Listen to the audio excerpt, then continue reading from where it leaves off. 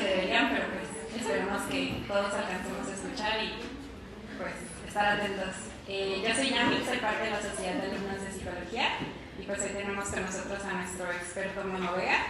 Creo que la mayoría tenemos el privilegio de conocerlo y los que no, pues bienvenidos al club de fans.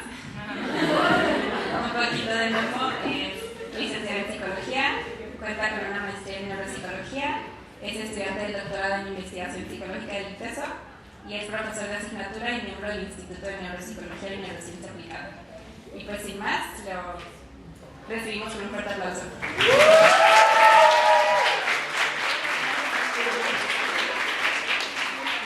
Bueno, buenas tardes, muchas gracias por haber venido. Espero que esto les resulte útil. Vamos a hablar hoy varias cosas de neuropsicología del trauma. A mí hay tres cosas que va a ser muy importante que queden claras y que todas estas tienen un propósito de tener una aplicación más funcional. Sí, vamos a hablar de un montón de cosas del cerebro. Se olvidó cerrar Telegram. Muy bien. Sí, vamos a hablar de un montón de cosas del cerebro, pero todo esto tiene que ver con darle contexto a lo que implica convivir personalmente y trabajar profesionalmente con personas que han tenido experiencias de trauma. Porque creo que luego es muy difícil que nosotros podamos dimensionar con toda la precisión y el peso que requiere lo que implica haber estado expuesto a una condición de trauma. Entonces, de entrada me gustaría preguntarle a una o dos personas quien quiera participar. Probablemente les vaya haciendo preguntas porque es como me siento menos cohibido. ¿Qué es lo que esperan escuchar hoy o qué dudas les gustaría resolver respecto a lo que implica el trauma? Para si por algo no lo puse en las diapositivas, agregarlo. ¿Hay alguien que le quiera decir que le gustaría saber o entender o clarificar un poquito sobre lo que implica trauma? ¿No? Absoluta claridad. Más bien yo pensaba, algo que me gustaría como entender a mayor profundidad es la parte de la rehabilitación, pero no sé si lo hablamos. Sí lo vamos a hablar. Igual a lo mejor no es el foco porque creo que trabajar... Hay libros muy buenos sobre intervención en trauma. Luego al final, si alguien más quiere algo más específico para intervención, con mucho les puedo recomendar un par de libros que son extraordinariamente claros. Pero sí, todo esto tiene que ir en función de qué información necesitaremos saber para cuando ya trabajamos en esa condición. ¿Sí? Gracias, Pau. ¿Alguien más? Pues más o menos qué tanto un trauma puede influir en el desarrollo cognitivo de una persona. Perfecto, sí lo traigo muy cubierto. Y spoiler, afecta en todo. Lo vamos a ver. Ahorita vamos a ver exactamente qué es todo y cómo son estos caminos, ¿ok? Y miren, creo que el asunto de trauma es un tema que está muy repetido, como muy manoseado. Y luego es cada vez más común ver algunas publicaciones en redes sociales que te van diciendo 7 señales de que tienes trauma, 7 señales de que tienes herida de abandono, 15 señales de que los sagitarios son más propensos a tener traumas que el resto de los signos zodiacales. Entonces, es muy fácil, gracias a ese tipo de comunicación de lo que es el trauma, tener una sensación que es falsa, pero que es muy común, y creo que todos la tenemos, de que sabemos lo que es el trauma. Es una palabra muy socializada. Es muy común que luego la gente utilice frases como es que me traumó. Esto me traumó. Cuando decimos eso, ¿a qué nos referimos, Daphne? Cuando algo nos trauma, así socialmente, ¿de qué estaremos hablando? Algo que te traume. A mí las chanclas con calcetines. ¿No? Pero es como algo que se te hace pesado o sobresaliente. Te causó shock. Te causó shock. En un sentido muy amplio lo aplicamos para cualquier cosa. Después, profesionalmente hablando, es común que nosotros hablemos de experiencias traumáticas. Ahí ya podemos nosotros entender algunas cuestiones más relacionadas a regulación emocional. Experiencias que de repente distorsionan la manera en la que nosotros encontramos estabilidad. Pero en realidad, ¿qué es trauma?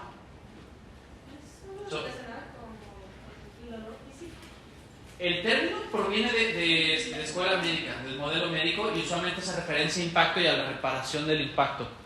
Pero a medida que uno va revisando la bibliografía al respecto, te das cuenta de que la definición de trauma que tenemos, no solo a nivel convencional, sino a nivel profesional, ni es clara, 2, implica mucho mayor profundidad de la que a veces logramos identificar con los términos que tenemos de manera convencional.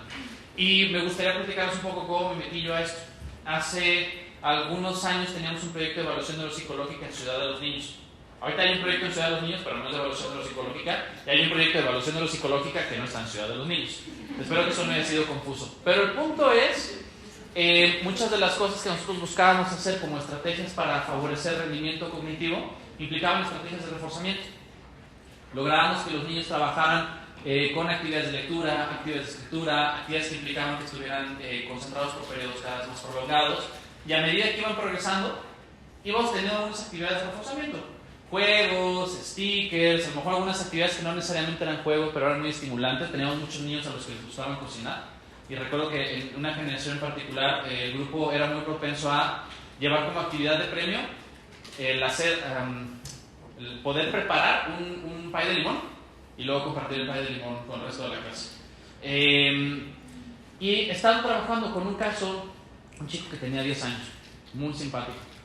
Se acercan en esas primeras sesiones con él y le dicen: bueno, cuando terminemos esta actividad, ¿tú qué quieres jugar? ¿O qué es tanto que hagamos? El niño, no sé. ¿Qué te gusta? No sé. ¿Qué se te hace divertido? ¿Cuándo te ríes? Cuando tienes tiempo libre, ¿qué haces? ¿Qué haces? Pues nada, ¿no? Me platican esto y digo: a ver, a lo mejor lo preguntaron con precisión. Ahí voy yo con mis herramientas clínicas a preguntarle. ¿Le hago preguntas con más palabras largas? No sé. Y yo creo que la primera vez que experimento esta sensación así de tajante con un niño, porque es cierto que hay algunos niños que luego son muy propensos a responderte que no saben algo como una manera de evitar una conversación, ¿no? Y hay una connotación de desafío de por medio. Pero a este chico les digo que era muy dispuesto, era muy abierto. En términos generales seguía muy bien instrucciones, trabajaba muy bien. Y sin embargo, cuando tratábamos de orientar puntos de satisfacción, no encontrábamos nada.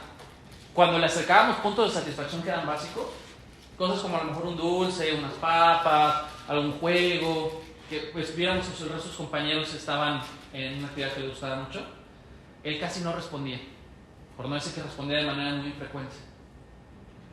Y pues eso es lo que nos derivó a realizar su historia clínica. ¿Qué es lo que encontramos en la historia clínica? Es que él tenía una historia de negligencia, abandono y abuso tremendo, donde tenía muchos periodos donde a lo mejor se le encerraba en un closet de escobas, donde no tenía contacto con sus papás por horas, donde rara vez se podía tener acceso a decir lo que él quería, o en qué quería usar su tiempo, o qué eran las cosas que le gustaban. Y en una etapa muy temprana, si no me equivoco, estaremos hablando como entre los 2 o los 3 años. Y entonces, corte A, nosotros lo conocemos a los 10, donde por el estilo de vida que ha llevado, para él no ha sido necesario pensar en las cosas que le representan satisfacción. No ha habido un espacio para eso. Y no solo no ha habido un espacio para eso, sino que su proceso de neurodesarrollo se ha ajustado a la condición en la que está, donde no es necesario sensibilizarse a la recompensa, porque la posibilidad de que haya recompensa en su entorno es muy limitada, donde es necesario hiposensibilizarse al malestar, no reaccionar al malestar, porque es el único mecanismo que tiene para sentir menos. Y entonces cuando nos queremos poner con él a decirle ¿qué te gusta?, no hay nada en su historia que le permita responder esa pregunta. Fue gracias, la primera vez me dejó muy desconcertado. Pocos meses después de haber estado trabajando con ese caso, me toca en un congreso donde me ponen enfrente el término estrés en etapa temprana, que es una de las clasificaciones con la que se denomina el trauma a nivel profesional. Y ahí fue cuando empecé a encontrar algunas lecturas muy interesantes. Esto que le estoy escribiendo con este chico es muy común con un montón de chicos en el país, en la ciudad, en el municipio, donde ustedes quieran. Hay un montón de condiciones de precariedad que limitan de manera fundamental cómo se desarrolla lo que entiendo sobre mi entorno, cómo se desarrolla mi sentido de seguridad y cómo se desarrolla mi sentido de satisfacción. Y entonces son todas estas cosas que tenemos que entender para trabajar con el trauma. ¿Cuánto tiempo tengo? Porque a lo mejor me fui larguísimo con la anécdota y yo ya me acabé la mitad de la plática. ¿Cuánto tiempo tengo? ¿Y a qué hora tengo que terminar? Perfecto. Ok, entonces vamos muy bien. Va a haber más anécdotas largas. Muy bien. Fíjense, cuando ustedes quieren revisar, o cuando todos queremos revisar cosas de trauma, hay una mezcla de conceptos que hacen imposible dar una definición precisa. Porque si se meten a googlearlo les va a aparecer trauma en la infancia, adversidad en la infancia, adversidad en etapa temprana, estrés en etapa temprana, maltrato infantil, negligencia y abuso por separado. Entonces como que luego hay gente que te dice estas son cosas diferentes, pero realmente terminan siendo aplicadas de manera indiscriminada. Yo lo que les diría que entiendo a partir de estar chambeando y estar leyendo cosas de trauma es que trauma es un tipo de experiencia que modifica de manera radical tu capacidad para encontrar estabilidad. Es decir, cuando uno vive un evento traumático o una serie de eventos traumáticos, la manera en la que tú explorabas tu punto de equilibrio se distorsiona de forma radical. Es bien común, seguro han escuchado hablar del estrés postraumático, ¿no? Que luego son los casos más comunes en los que nos hablan de trauma. Hay un evento catalogado como catastrófico y después de ese evento la persona empieza a vivir cuestiones de reexperimentación, un nivel de hiperalerta, hipervigilancia, etc. Ahí podemos hacer un punto de corte. Y si a mí les toca trabajar profesionalmente con una persona que esté experimentando estrés postraumático, ampliamente les puedo hacer un antes y un después. El reto con el trauma en la infancia es que ese antes no es claro. Yo no le puedo hablar a este chico que les menciono, oye, ¿cómo era tu vida antes de los 2 años? Antes de que empezáramos a tener registro de estas experiencias. Y entonces esta sensación de mi equilibrio es increíblemente difícil de alcanzar.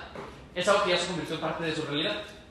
Y que son cosas que él, como mucha otra gente, va a leer como características de su personalidad. Ahora imagínense lo que implica en el desarrollo personal considerarse una persona que tiene muchísimas dificultades para encontrar estabilidad. ¿Qué va a pasar con la manera en la que formulo lo que son mis cualidades y mis defectos? A partir de esa información, ¿qué va a pasar con cómo me relaciono con los demás? ¿Qué va a pasar con la manera en la que siento que agrado o desagrado a los otros? Porque todo el tiempo siento una hiporreactividad o una hiperreactividad que no encuentra equilibrio. ¿Sí? Entonces, fíjense. Nos vamos a ir a lo que pasaba en el campo de esto de los 80s. Cuando estábamos en los 80s, este tipo de investigación era un poquito difícil, porque los datos que tenemos, por ejemplo, se me van interrumpiendo. Si alguien quiere preguntar algo, por favor, me detiene. En los 80 la manera en la que se investigaban los eventos traumáticos eran aislados. Es decir, abuso sexual como un evento aislado, abandono como un evento aislado, violencia psicológica como un evento aislado. ¿Y qué es lo que sucedía con eso? Que se iban encontrando que no encontraban patrones, no encontraban tendencias. De repente lo que pasaba en abuso sexual se parece mucho a lo que pasaba en abuso psicológico o lo que pasaba en maltrato infantil. Mucho tiene que ver también con los indicadores de medición que iban tomando. Y entonces, en 1995, sale este artículo.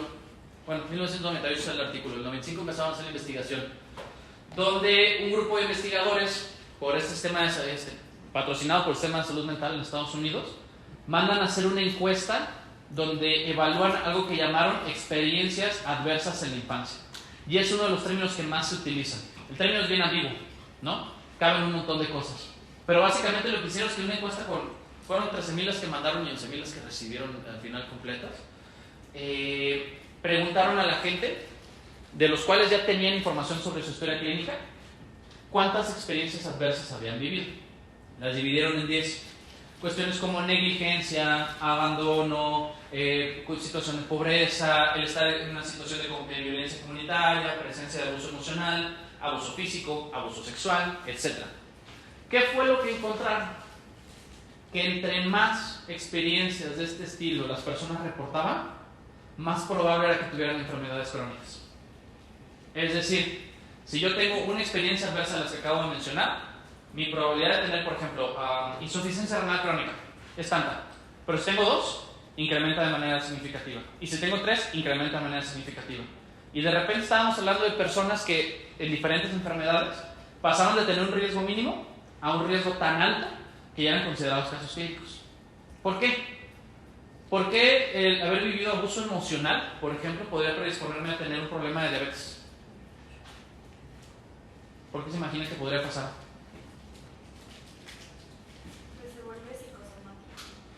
Claro, hay una cuestión de somatización. El estrés puede generar una disrupción de cómo funcionan los sistemas. ¿Les hace sentido eso? Sí. Que el trauma o experiencias psicológicas consideradas traumáticas puedan generar efectos a este nivel de salud. Sí. Bien, en los 90 era una idea novedosa, ¿no? Los 90 era una época horrible, pero entonces no hay que juzgarlos por sus decisiones. Pero en esa época era muy novedoso, porque entonces había una segmentación. Si ahorita creen que es radical, en esa época era mucho más drástica.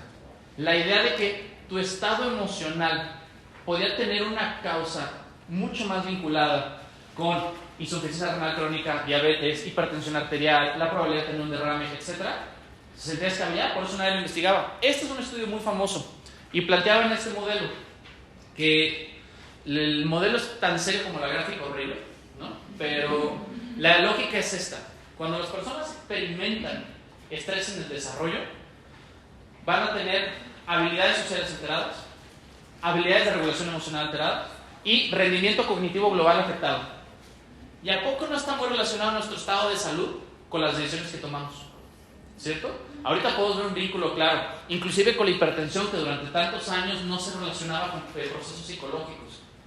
Sucede eso, y entonces cuando nosotros tenemos este sistema de navegación en el mundo, somos más propensos a tener conductas de riesgo en diferentes niveles, en términos de alimentación, en términos de ejercicio, en términos de exposición, por ejemplo, a sexo sin protección, abuso de sustancias que pueden tener un efecto negativo en el corto y mediano y largo plazo, etc. Y cuando eso sucede, muerte temprana. Esta pirámide en teoría explica una cosa que quien trabaja en la clínica con casos de trauma ve de manera muy recurrente. Usualmente las personas que han tenido experiencias traumáticas a veces, híjole, pareciera que le sigue una nube negra, ¿no? Porque entonces tienen una historia de desarrollo bien complicada. Tienen vínculos en su vida cotidiana que se sienten muy inestables. Bueno, tiempo para la fotografía, muy bien. Tienen pocos puntos de satisfacción y además de todo se enferman muy fácil, ¿sabes? Y entonces la sensación cuando uno platica de fuera es todo se juntó, alergias pasan, todas las cosas que podrían ser problemáticas se juntan, pero en realidad no es una cosa fortuita o de mala suerte, hay cosas que sí, pero en términos generales lo que está sucediendo es que el proceso de recuperación que requiere el cuerpo, todos sus sistemas, para poder mantener un buen funcionamiento se limita. Porque este estado de tensión profunda lo bloquea. Y entonces se degrada el corazón, se degradan las arterias, se degradan los pulmones, lo que ustedes quieran. ¿Quieres contar? Sí. No, que según yo también hay casos en los que de abuso sexual a la persona, por alguna razón, le pasan más problemas relacionados con abuso sexual. O sea, uno tras otro. Por supuesto, aunque luego hay que ser muy cauteloso, que en los casos de abuso sexual luego de repente hay sistemas completos que favorecen el abuso sexual. Puede ser un problema estructural, entonces quien fue víctima de uno puede ser reconocido por otros abusadores como una potencial víctima. Y entonces ahí hay varias cosas, pero sí puede suceder. Entonces, vean esto. Adelante. Que si todo lo que decías, la limitación del cuerpo de seguirse regenerando, como recuperando, es por los traumas. Es un mecanismo indirecto, pero sí, imagínate lo siguiente. ¿Cuánto dormiste hoy? ¿Cómo te llamas, perdón? Estefania, ¿cuánto dormiste hoy? 6 horas. 6 horas, muy bien. Más o menos el resto de la gente dormimos 6 horas. Si ustedes son jóvenes y pueden resistir con 6 horas, ¿no? Yo con 8 ya empiezo a deprimir. Pero imagínate que mañana duermes 4 horas y al día siguiente duermes 2 horas. Y después tu recurrencia es de 4, 2, 2, 2, 2, 2, 2. ¿Qué va a pasar con los procesos de recuperación de tus pulmones?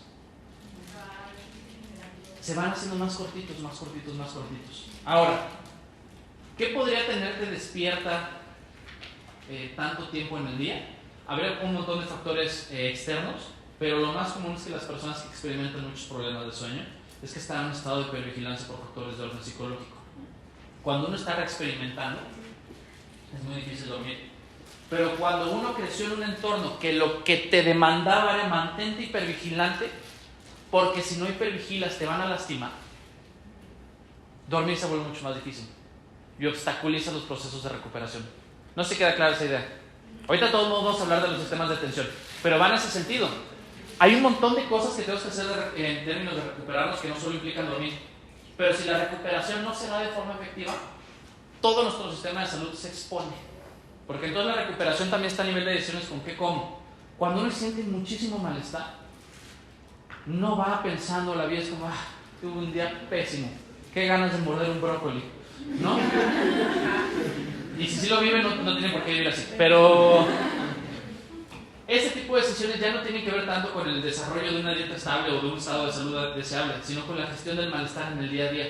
Pero cuando tienes experiencias de trauma en el desarrollo, la gestión del malestar incrementa tanto su frecuencia como su intensidad. Todo el tiempo quieres estar manejando malestar, malestar, malestar. ¿Y qué pasa cuando estos traumas te das cuenta no en el momento, sino con el tiempo? que usualmente estamos hablando de este caso, ¿no? Que es una de las cosas más comunes cuando trabajamos con el trauma de la infancia. En el momento que uno reconoce que de repente el parámetro con el que navegas en el mundo es muy distinto al de los demás y a lo mejor está generando más malestar que bienestar, tienes que tener un sistema cognitivo que te permita hacer eso. Con un niño como el que les describía, difícilmente voy a poder tener esa conversación con él, a lo mejor hasta los 20, 30 años, si bien me va, si no es que lo han normalizado suficiente. Y cuando se voltea a ver hacia atrás, una de las cosas que es más complicada es tomar esa información de lo que sabemos que se vivió antes y a partir de ahí entender de dónde vienen reglas nocivas pero funcionales, de con qué me cuido y modificarlas a cosas que no me cuiden, okay, a cosas que sí me cuiden en realidad, pues que no me expongan. Te pongo un ejemplo. Es muy común que la gente que experimenta abandono se habitúe a que su zona de seguridad es no hablar de sus sentimientos. Si yo me callo lo que siento, entonces me expongo menos al rechazo, porque en una época era bien difícil que yo viera a mis papás. Y el único momento de que volteaban a verme era cuando yo hacía algo que a lo que ellos tenían que dedicarle tiempo. Pero entonces, sí, me dedicaban tiempo, pero me ponían a regañar en mi vida y me hacían sentir como un estorbo. Entonces aprendo que para no experimentar ese rechazo, no voy a decir qué siento. Corte a 20 años después, cuando la persona está intentando tener relaciones con amigos y de manera recurrente a lo mejor pasan cosas que no le agradan, pero su cuerpo tiene un entrenamiento repetido de esto que estás pensando no lo expreses, porque tu manera de sentirte seguro o seguro es silencio. Y es hacia atrás, cuando tienes que decir, fíjate dónde aprendiste esta regla, se vuelve bien cansado de modificarlo, porque tienes mucho entrenamiento de qué es peligroso y qué no. Podría haber muchos otros ejemplos, pero no sé si con eso queda un poquito claro. Muy bien, perfecto. Entonces sería como que nosotros somos el reflejo de nuestra niñez. No necesariamente, porque eso está muy freudiano, pero Freud no estaba equivocado en varias cosas, porque particularmente cuando tenemos experiencias adversas en la infancia, aprendemos reglas muy inflexibles de qué es seguro y qué es peligroso. Y luego es bien difícil moverlas porque esas reglas entraron antes de poder poner las cosas en palabras. Jake. También de hecho ya hay estudios de niñas, niños y adolescentes que han sido expuestos a violencia familiar o cualquier tipo de maltrato infantil, pueden o son más propensos a ser víctimas o a ser ellos mismos los victimarios de maltrato o violencia infantil. Por supuesto, porque es lo que sucede, es un tipo de vínculo que se siente familiar. Y no solo eso, es muy común que las personas que viven violencia luego ejerzan violencia, porque la sensación de seguridad es si yo soy quien perpetra la violencia, entonces me expongo menos. Si no estoy yo ejerciendo violencia, me pongo en riesgo. Y si pasa mucho, y tiene que ver mucho con la toma de decisiones. Ahorita les voy a platicar eso, platicar lo que están haciendo yo con la tesis. Es que tengo la duda de que estamos hablando de estos casos de trauma y de violencia. Bueno, yo me imagino como de que a casos muy extremos, pero luego me pongo a pensar que ahorita estamos viviendo una crisis de violencia, pues, o sea, nuestro contexto es muy violento. Entonces, no sé, en esto pensándolo como de que en los problemas como con enfermedades crónico-degenerativas, que también ahorita hay una crisis de salud pública, y cómo pensar el trauma no como algo tan lejano, sino como algo que, pues, al parecer puede que todos estemos sujetos a situaciones de trauma, pues. Totalmente.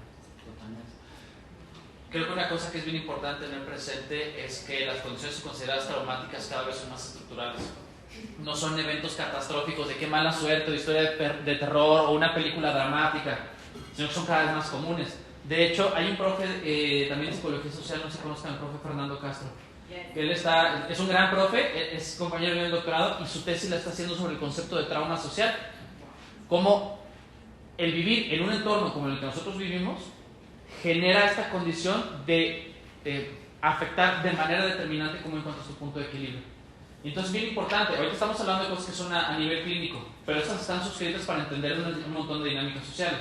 Igual yo no las menciono porque no creo que pueda hacer comentarios muy inteligentes al respecto, pero sí están ahí. Entonces hay que entenderlas también. Es un fenómeno social que repercute a nivel individual, como muchas otras cosas. Pero eso es un muy buen punto.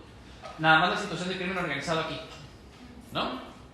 Por supuesto que es una cosa que genera una disrupción significativa en nuestros sistemas de alerta, pero no es algo que solo vamos a poder atender a nivel clínico. Nunca. Y de hecho es uno de los lineamientos que ahorita vamos a ver al final. Entonces, fíjense, esto que les decía de las experiencias adversas de la infancia genera algo que se llama el enfoque acumulativo. que básicamente es, entre más experiencias de trauma hayas tenido, peores desenlaces vas a experimentar. Y durante años fue la tendencia. Pero llega el 2015, y les quiero enseñar la foto de Katie Maloney, porque quiero que le pongan cara. Esta mujer es la autoridad en trauma en la infancia que hay en el mundo. Trabaja en Harvard.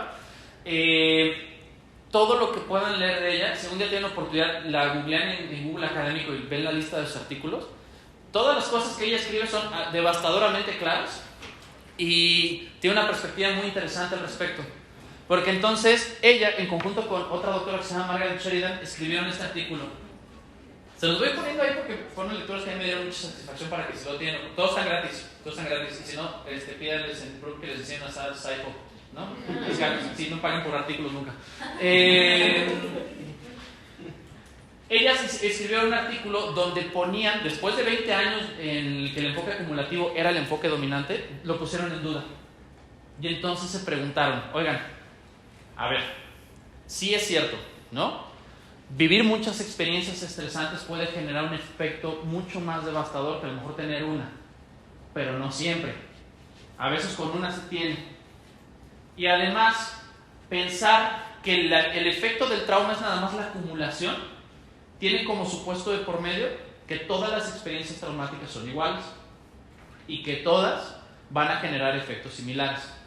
Y de hecho, en este artículo, en las cosas que cuestionan con más detalle es que el supuesto teórico del neuropsicológico del esquema acumulativo es: entre más trauma, más estrés. Y entre más estrés, más afectación a nivel psicológico. Y te dicen, a ver, no necesariamente tendría que ser así. Y entonces ellas plantean un enfoque que se llama enfoque dimensional, donde hablan de dos categorías de experiencias traumáticas, que luego cuando las escriben las van revolviendo. Pero bueno, les digo que el asunto del concepto es un asunto complicado. Dos categorías que en teoría deberían tener un patrón psicológico, un patrón cognitivo y un patrón fisiológico diferente. La primera se llama daño o amenaza de daño.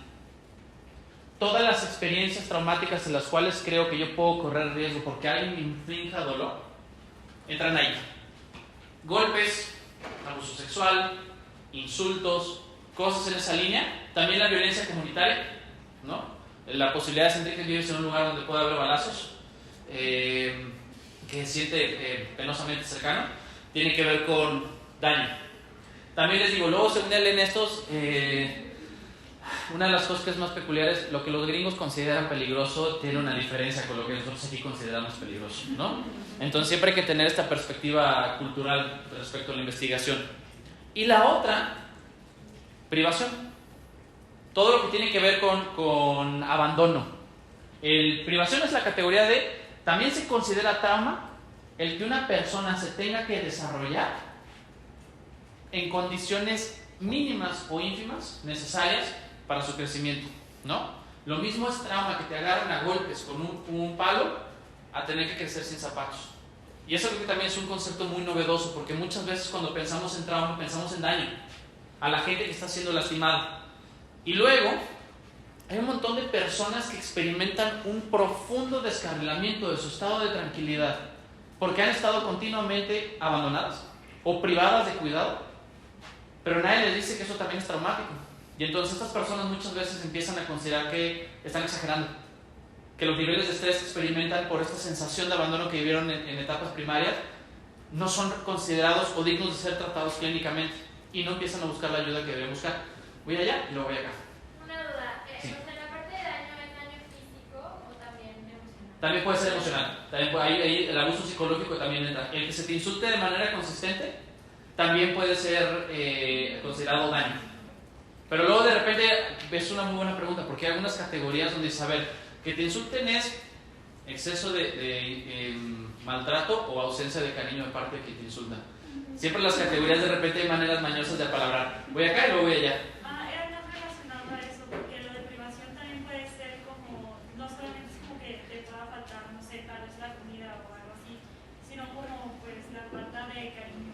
Exacto, usualmente son cuestiones de abandono, y el abandono tiene que ser solo físico, sino que de repente me desvinculo emocionalmente de ti. Luego de repente hay personas que cubren esos criterios por haber vivido en un entorno donde nunca nadie les dijo que los querían, que tendría que ser prerequisito en teoría para tener un desarrollo no sé si convencional, pero satisfactorio, ¿no?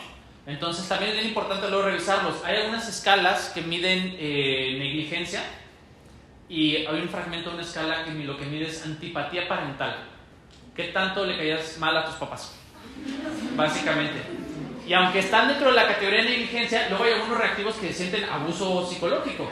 Entonces por eso es bien importante ir conociendo estos términos para ver si la manera en la que lo estamos midiendo efectivamente corresponde con lo que dice que estamos buscando. A veces toda la mano tú. Luego voy allá.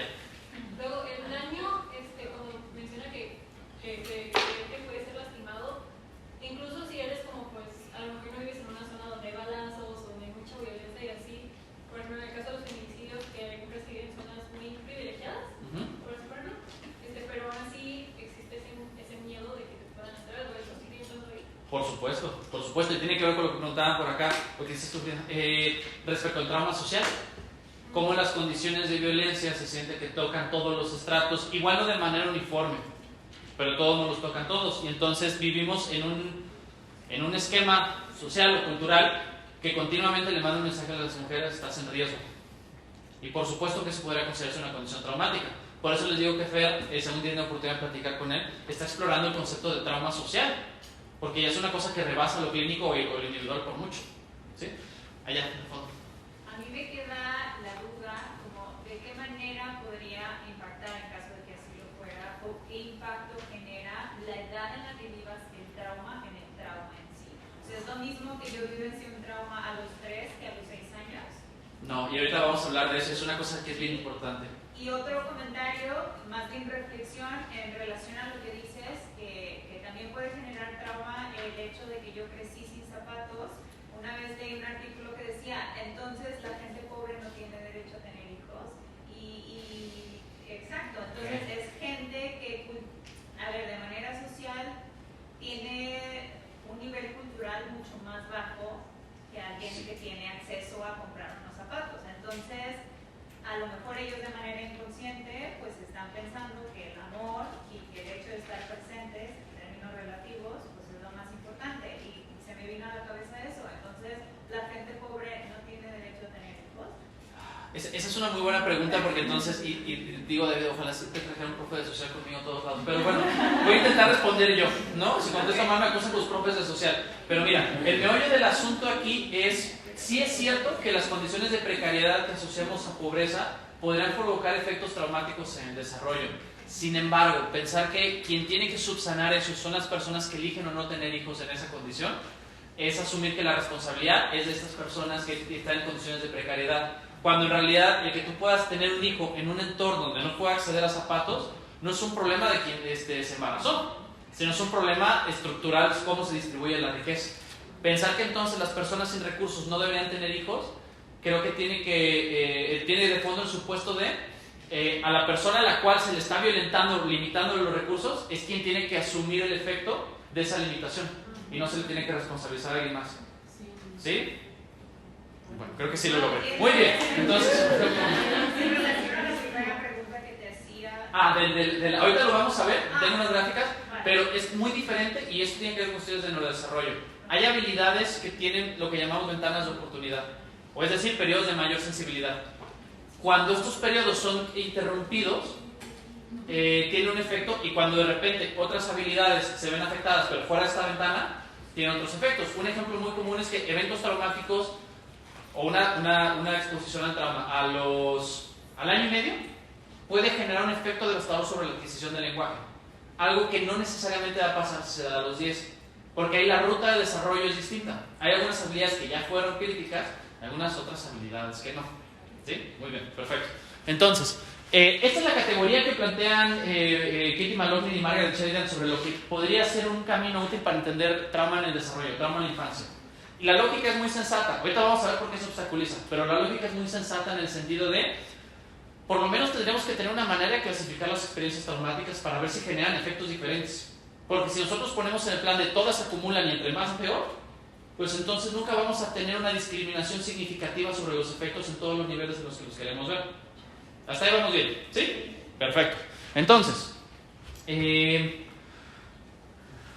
sucede en el cerebro cuando tenemos experiencias traumáticas? Un montón de cosas. Les faltaba una diapositiva para llegar ahí. Ahí vamos. Ahorita les voy a enseñar investigaciones en 3 líneas. Uno, lo que tiene que ver con el sistema nervioso central, en general, que vamos a hablar de cognición y regulación emocional. 2, lo que tiene que ver con la respuesta al estrés, que eso siempre es bien importante, la tensión psicofisiológica que nosotros experimentamos. Y 3, una cosa que también es sistema nervioso central, pero la separo porque creo que es esencial, mi capacidad, mi predisposición biológica a experimentar satisfacción. Esos 3 elementos, hablados desde el cerebro, al final son muy importantes para la intervención. Porque cuando uno está conviviendo y uno está trabajando con una persona que ha experimentado trauma en el desarrollo, es bien importante tener calibrado cuáles son las disposiciones y cuáles son los recursos. ¿Sí?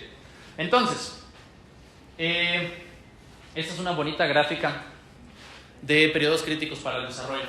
Si se fijan, más o menos cargado entre los 0 y los 24 meses, que de repente la escala pasa de meses a años, tenemos etapas muy importantes. Aquí, cuando tenemos niños que tienen experiencias traumáticas en esa etapa, en la etapa pre y perinatal, los efectos del desarrollo van a ser mucho más prolongados y mucho más catastróficos de lo que sucedería si a lo mejor pasara a los 8, a los 10, a los 12 años. Luego los modelos de neurodesarrollo pueden tener algunas cuestiones un poquito problemáticas, pero digamos que esta es como una aproximación y en ese estado estamos.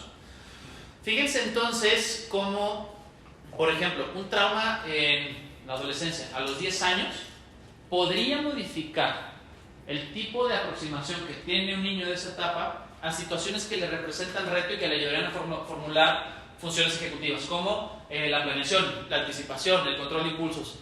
Pero si esto pasara a los 10 meses, la adquisición del control motor, del lenguaje, de lo que es el control atencional básico se vería alterada.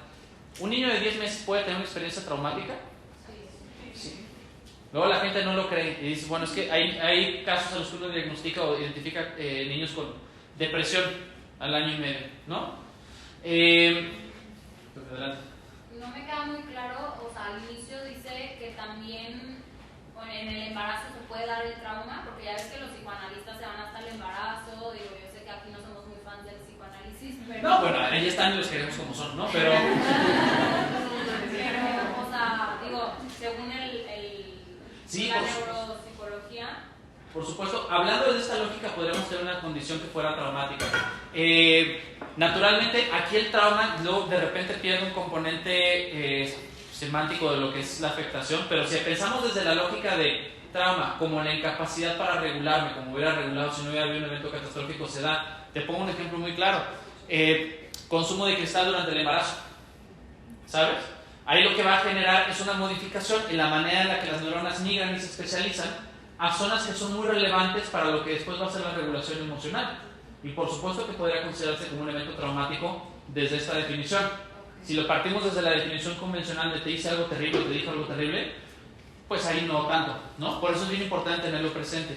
Y sí es muy común que luego tengamos antecedentes traumáticos. Por ejemplo, si un día les toca trabajar con niños en una casa hogar, un orfanato en esa línea, muchos niños que tienen una irrupción de varias habilidades que iban a ser importantes para su vida cotidiana por cosas que pasaron en etapa prenatal. Pero ya ves que dicen que si la mamá estaba asustada, si no quería al bebé, que todo eso afecta al bebé, no necesariamente el consumo de sustancias. También afecta, y es bien importante, y luego según tienen oportunidad de leer cosas de teoría del apego, pero muchas veces hay 2 mecanismos que son importantes, más allá como de luego la manera en la que se simboliza ese rechazo. Uno, cuando está en la etapa de gestación, cambios en el nivel de estrés pueden favorecer picos de cortisol, y el cortisol no siempre va a ser detenido se me olvidó cómo se llama la membrana. Pero bueno, no siempre, o sea, a veces el cortisol va a tener efecto en el desarrollo del bebé, porque entonces hay un traspaso de la membrana y por lo tanto se modifican las señales de alerta. 2, y que es una cosa muy importante, cuando hay un embarazo que puede ser drástico, estresante, las primeras señales que le van a decir al bebé aquí hay un apego seguro, no se dan. Pasa mucho, por ejemplo, la depresión postparto, que no quieren cargar a los bebés, ¿no? Y aunque es una cosa que se vuelve a trabajar y se puede resolver, y tampoco queremos estigmatizarlo porque es muy común que se estigmatice a las personas que vienen depresión postparto, estas primeras señales que te van a decir este es un entorno seguro, no se dan. Y eso puede modificar también esto de aquí. Pues esto también tendría que ver con lo de que el estrés puede generar unas enfermedades crónicas, ¿no? Porque si se toma el bebé, pues el bebé, pues cuando está dentro de la madre es un órgano, técnicamente. Entonces,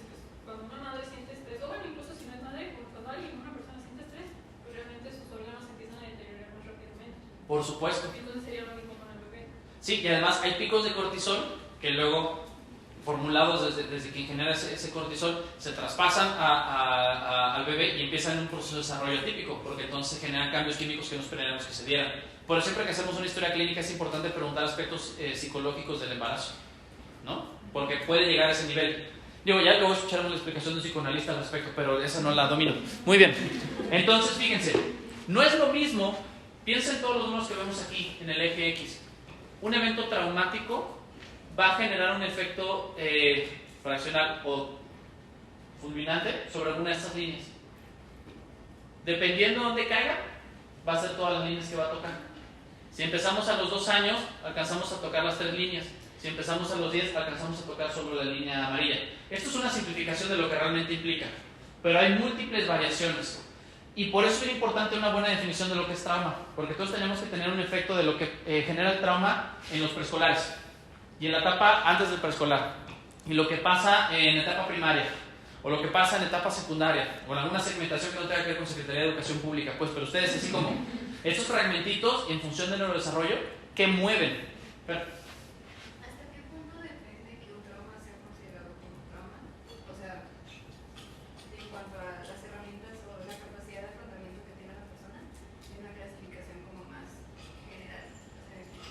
¿en qué punto pasamos de un estresor a un trauma? Esa es una gran pregunta y la verdad es que nunca he leído una clasificación al respecto. Por eso la definición de trauma es muy confusa. Y por eso es bien importante hacer investigación sobre trauma donde hay clasificaciones que permitan entender mejor los efectos. Porque podría decirte, a ver, trauma es aquella experiencia que la persona te dijo que no podía resolver. Pero francamente todos hemos estado en situaciones que creemos que no podemos resolver y luego nos hidratamos y dormimos 8 horas y quedamos, qué fácil estaba esto, no se puede hacer la factura yo solo, no pasa nada. Podríamos hablar a nivel psicofisiológico y decirte, a ver, tanta cantidad de cortisol en saliva ya corresponde a trauma, pero la modificación del cortisol tiene que ver con un montón de variables metabólicas. Podríamos ponerte en el resonador y ver qué tanto se activa tu amígdala, pero por ejemplo, hay patrones atípicos del neurodesarrollo donde la amígdala se prende un montón, pero en cosas que no tienen que ver con miedo. Entonces, tener un indicador que me separa estresor de trauma es bien complicado. Sí, podría ser como, a lo mejor como qué tanto supone un problema para la funcionalidad o adaptación de la persona. Sí, que usualmente es la manera en la que se van como calibrando muchos de las cuestiones que se consideran problemas psicológicos, pero inclusive eso tiene un campo muy amplio de acción, porque entonces hablar de estos genera un efecto sobre la funcionalidad implica muchas repercusiones. Pero eso es una muy buena pregunta. Si la resuelves nos dices, por favor, porque quiero saber yo. Pero, por ejemplo, si un niño tiene como un rezago, no sé, psicomotriz o cualquier así de nacimiento, más pues algo ambiental, que es una agresión ambiental o cualquier trauma generado por su ambiente, todavía es todavía peor que una y otra. Sí, por supuesto, porque entonces, por ejemplo, si tú ya tienes una condición previa de limitación en el neurodesarrollo y luego le agregas una sobredemanda que va a modificar el resto de la ruta, lo que hace es amplificar el efecto. Entonces es más complicado. Entonces fíjense cómo de repente con personas en situaciones de vulnerabilidad son todavía más expuestas a daño. Katie sacó este artículo en 2019 donde lo que hacen es una revisión de todos los artículos que hasta ese momento habían disponibles sobre neuroimagen y trauma en la infancia. Y ahorita sí ya vamos a ver un montón de fotos del cerebro, entonces ténganme paciencia, les prometo que están lindas. ¿Qué es lo que van a ver ahí? Ustedes van a ver 3 columnas: daño, privación y mixto. Que aquí es donde de repente empezamos a encontrar un problema con el modelo dimensional, porque encontrar a personas que han experimentado daño y que no hayan experimentado negligencia, o que hayan tenido negligencia y que no hayan experimentado daño, es poco común. No es extraño que aquella persona que veía poco a sus padres, a un punto que se considera una profunda negligencia, también haya tenido la experiencia que sus padres le hayan insultado, ¿sabe? No es común, no es extraño también que quien ha vivido abuso físico haya vivido privación de alimento, por ejemplo. Y entonces decía, es que podemos medir el efecto de cuando te lastiman y el efecto de cuando te privan, pues entonces ya se siente como un supuesto difícil de sostener. ¿Qué es lo que estamos viendo aquí? ¿Ven los círculos amarillos? La amígdala, ¿no? La amígdala la van a escuchar hasta el cansancio cuando les hablan de las redes neurales importantes para el procesamiento emocional. Amígdala es muy común que se diga que se encarga de, o que está muy asociada a procesar miedo y procesar enojo. En realidad la amígdala sí participa en eso, pero también participa en la detección de cualquier información que esté sobresaliente. Pero ¿qué es lo que encuentran? Si se fijan hasta arriba donde está la letra A, tenemos la gráfica de pastel, color azul. ¿Sí? ¿Qué es lo que sucede aquí? Las personas que durante la infancia estuvieron expuestos a que se les lastimara, tienen una amígdala que tiene menor volumen. Es decir, menor chamba, menos conexiones. Esa era una amígdala que solo se conectaba o que solo trabajaba de manera significativa para generar un proceso de plasticidad cuando alguien los puede lastimar. Y entonces, esta saliencia que tiene que también sucede cuando ves a una persona que te sonríe, no se da. Cuando ves una ventana de oportunidad para hacer algo que te gusta, no se da. Pero, si se fijan, justo bajito donde está la B, está de color naranja, esa misma columna. ¿Sí? ¿Qué significa eso? Esta amígdala de las personas que han experimentado daño se pone hiperreactiva. Esta zona que se encarga de reactivar al resto del cuerpo cuando está en riesgo se pone hiperreactiva. Y si algún día tienen la oportunidad, y ojalá algún día tengan la oportunidad, de ver el berrinche de un niño que está en un orfanato, esto queda perfectamente evidenciado. Niños que han vivido en entornos seguros pueden hacer berrinches que tienen un cierto rango. Pero con niños que han estado en condiciones de violencia, cuando por ejemplo uno les pone un límite, la reacción es mucho más intensa. Y ese niño se acabó el tiempo de jugar, no tiene que ser una cosa catastrófica. Oye, ya se nos acabó el tiempo, te veo la siguiente semana. Si el niño o la niña estaba enganchado en el juego, la reacción de no me quiero ir, ¿por qué? Hay que jugar otro más, etcétera, catastrófica. Y no es porque el niño sea berrinchudo, y no es porque el niño sea desafiante, sino porque lo que él entiende o él entiende como peligro está calibrado en una escala mucho mayor a la nuestra. Pero ¿cómo se manifiesta eso? ¿A los 5 años? Llanto, pataleo, grito, niños que hasta muerden. Entonces fíjense lo que está pasando aquí. Lo que esta gráfica nos dice, o esta imagen nos dice, es que el cerebro de las personas que han experimentado daño físico está más predispuesto a decirles esto es peligroso, acelera, activa todo, porque hay un montón de riesgo. ¿Esto tiene que ver con la epigénesis probabilística? Uy, es todo un tema así. A ver, pues, escucharon que se tiene que ver con la epigénesis probabilística. Perfecto, ¿por qué? Porque, bueno, o sea, lo que entiendo es como que la estructura de tu cerebro no es totalmente definida por lo biológico, el ADN, sino que se puede ir modificando por factores externos. Por supuesto, hay cierto tipo de estimulaciones, tanto químicas como psicológicas, como sociales, que pueden modificar la expresión genética. Por eso, antecedentes de trauma suele ser un factor de riesgo común en casos de esquizofrenia. No es exacto que la esquizofrenia sea 100% genética, sino que hay otros factores. Este es uno de ellos. Pareciera que entonces la exposición al estrés en etapa temprana incrementa la probabilidad de que se dé un cambio. Muchas gracias. Bien, gracias, Jem. Se dé un cambio en la manera en la que hay ciertas zonas conectadas que probablemente favorezcan la aparición de los síntomas como alucinaciones, delirio, abulia, etc. Sí, perfectamente bien planteado. La epigenética es un campo que se tiene que estudiar cuando abordamos el asunto de trauma. Excelente. Cuando, por ejemplo, en un adulto mayor se presenta Alzheimer o algo así, ¿también puede suceder que el trauma genere este tipo de cosas? No necesariamente, aunque la presencia de trauma en el desarrollo, en una persona que a lo mejor está explorando deterioro cognitivo, incrementa la sintomatología. ¿Por qué? Porque entonces una de las cuestiones que funcionan como factor de protección cuando hay trastorno neurodegenerativo es la capacidad de tener múltiples conexiones, mucha estimulación. Cuando hay trauma en la infancia, justo eso es lo que se limita.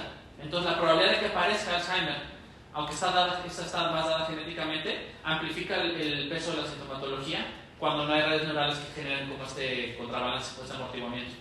¿Ya aclaras la idea? Bien, ahora voy a brincar, ya es lo que les quería explicar. Pero fíjense, este es daño, pero ven aquí privación, qué diferentes son estos patrones. Y cuando es mezclado, qué diferentes son estos patrones. Este es el supuesto con el que trabajan Katie McLaughlin y Margaret Sheridan. Esto y esto, si los juntamos, no vamos a poder entender con claridad qué efectos tienen y por lo tanto, cómo los atendemos. ¿Sí? Ahora, hay un montón de cosas en estas gráficas, pero ahorita se los voy explicando de a poquito. Ahora, esto es bien importante, la ínsula. Más o menos, si identifican ustedes los lóbulos temporales, más o menos como en la parte de adentro. La ínsula es una zona de la que casi no hablamos, pero es esencial para entender procesos de estrés y más que nada condiciones traumáticas. Déjenme les remito a... ¿Alguna vez les ha pasado que experimentan una profunda ansiedad y sienten que el cuerpo está sintiéndose terrible? Que a veces pasa por un café, a veces pasa por una situación psicológica, y yo creo que una de las experiencias más desagradables que podemos tener. De repente esta señal de peligro del cuerpo, de que estás sudándote las manos, sientes presión en el pecho, sientes que no puedes respirar, algo siente en el estómago que es indescriptible y al mismo tiempo se siente devastadoramente desagradable. Imagínense que eso les pasara al azar. Que de repente, sin ustedes poder ejercer control conductual de eso, sin poder evitar ciertas situaciones que representan reto o acercarse con personas que representan un punto de seguridad, empezaran en esa activación. ¿Cómo se imaginan cambiar su vida cotidiana? ¿Qué cambiaría, Luisa? No, pues no podría hacer nada, o sea, como que me petrificaría. Exacto. A lo mejor hay muchas cosas que ahorita son parte de tu rutina que no harías, ¿no? Por ejemplo, la preocupación de, y que pasa mucho con personas que tienen antecedentes de trauma muy marcados. Me invitaron a una fiesta, pero no quiero ir porque me da miedo sentirme mal. ¿Qué va a pasar si a la mitad de la fiesta, si a la mitad de que estemos todos bailando motomami,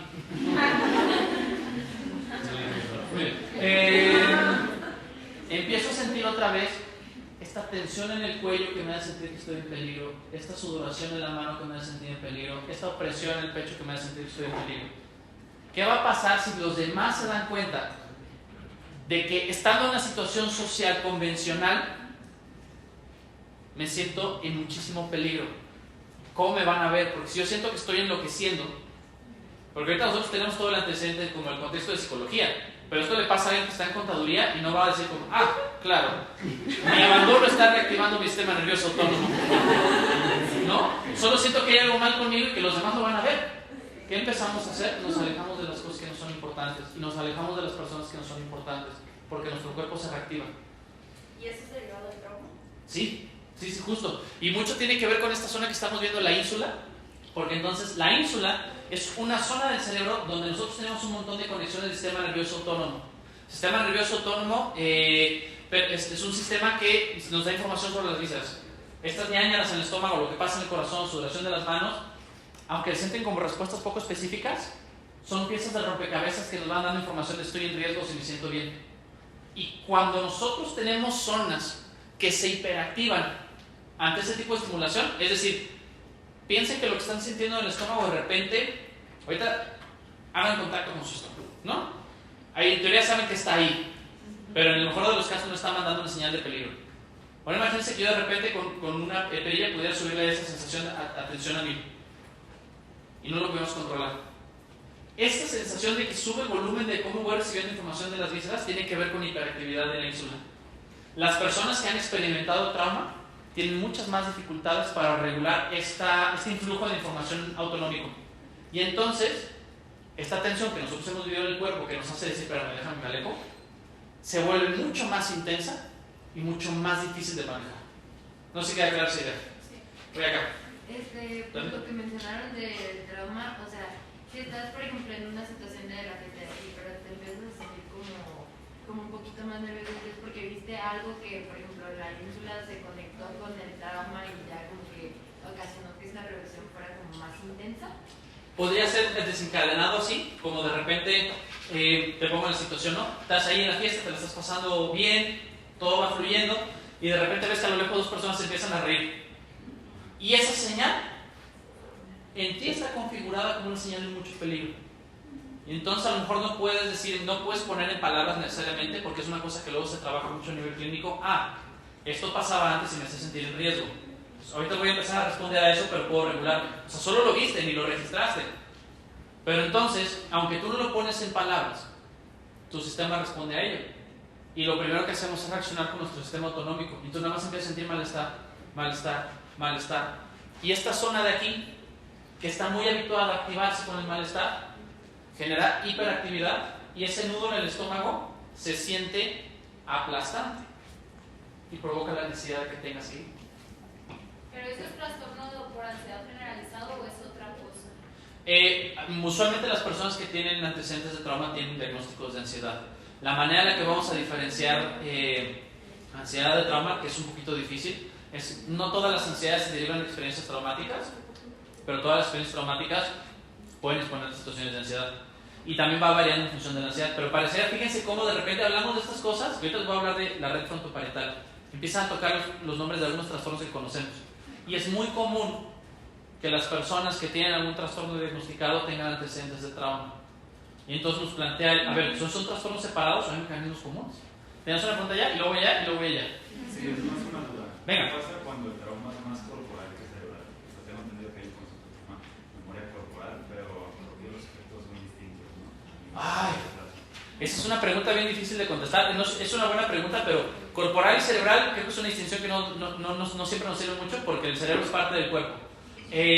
Yo a lo mejor haría la distinción entre una reacción, una tensión cognitiva, es decir, construida con significado, y una corporal. La diferencia que luego es bien difícil trabajar, y particularmente en casos aquí, cuando tú tienes un pensamiento o una serie de pensamientos intrusivos y catastróficos que te hacen sentir mal, puedes mapear la situación. Pero lo que sucede en personas que han estado expuestas a trauma y que tienen una activación insular fuerte, qué bueno que hiciste tu pregunta en este diapositivo, para no regresarlo, a veces la activación del malestar inicia como un fenómeno fisiológico y luego nosotros hacemos un esfuerzo desesperado por dar una interpretación. Me empiezo a sentir muy mal y seguramente les ha pasado que de repente siento una tristeza muy profunda y no saben por qué, ¿no? Y de repente dices, pues ¿qué pasó? ¿Con quién me peleé? ¿Quién me dejó? Y no encuentras nada. Y tu cerebro después de un rato o tu cabeza te avienta ¿te acuerdas de aquella vez en el 2007 que viste algo absurdo? ¿Por qué? Porque la activación visceral que estás teniendo en este momento, que no sabes de dónde viene tu tristeza, era muy parecida a la activación visceral que tuviste en ese momento. Si alguien quiere leer más al respecto, hay un libro. Bueno, pensé que iba a poder pasar esta plática sin recomendarlo, pero no me quiero ver como obsesivo con el tema. Hay un libro que se llama How Emotions Are Made, de Lisa Feldman Barrett, que es maravilloso y que explica mucho eso. Cómo cuando nosotros tenemos reacciones viscerales, hacemos interpretaciones en función de lo que nos están queriendo predecir. No sé si queda clara esa idea. Perfecto. Todos igual, ahí sí, al final lo tripeamos, porque es un asunto de eso. Voy acá y luego voy allá.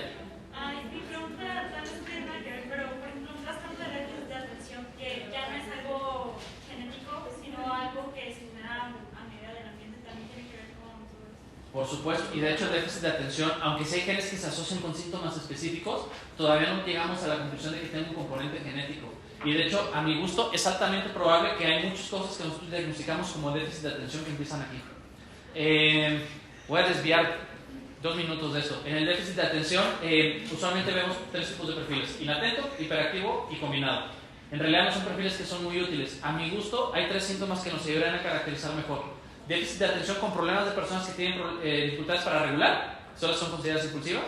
Las que tienen dificultades para sistematizar, que luego solo tienen problemas en la escuela. Y las que tienen dificultades para hacer una gestión motivacional adecuada, que luego son los videos en TikTok que cada rato me mandan de tengo déficit de atención y te mandan un TikTok de una persona que está acostada en la cama 6 horas y luego otras 6 horas, en media hora resuelve todo lo demás.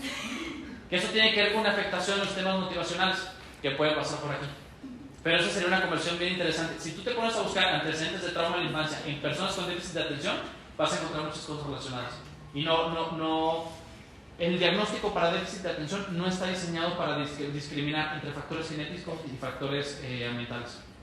¿Sí? Voy allá y luego voy acá.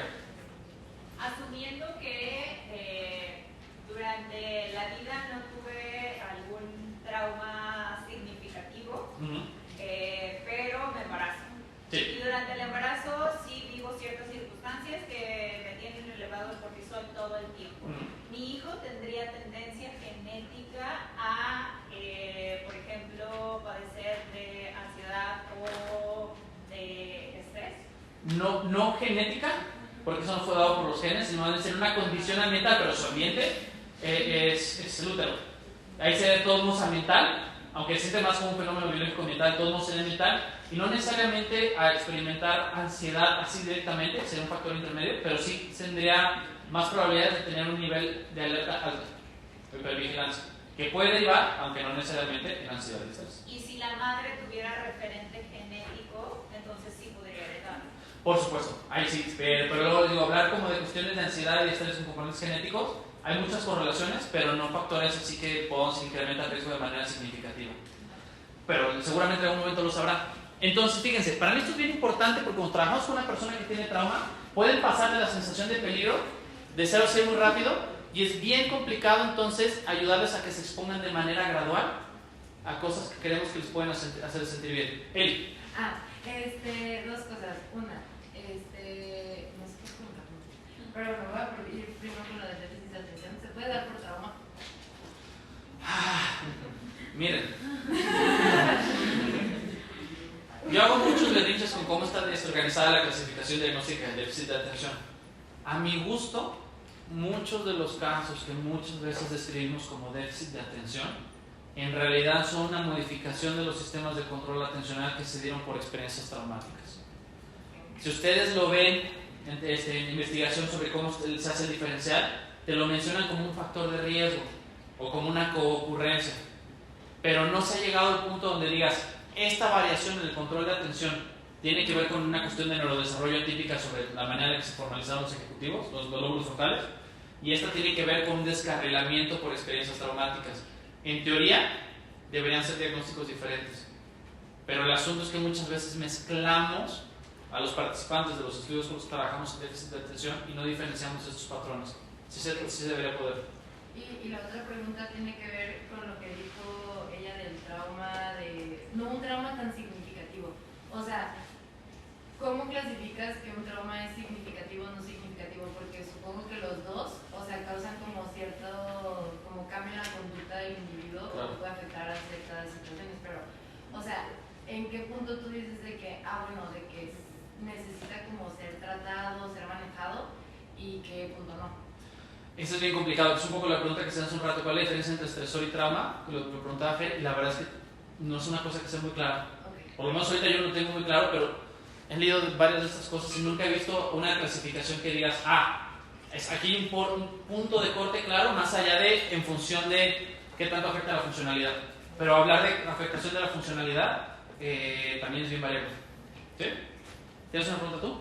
Sí, es que por ejemplo, de lo mismo del TDAH, que es un trastorno que se identifica más en la infancia, sigue siendo presente en la adultez, ¿no? Sí. Porque yo tenía una maestra que decía que era un trauma meramente de la infancia y que después de eso las conductas se regulaban y te quedabas con una conducta regulada debido al TDAH, más tu cerebro ya tenía ¿cómo se llama?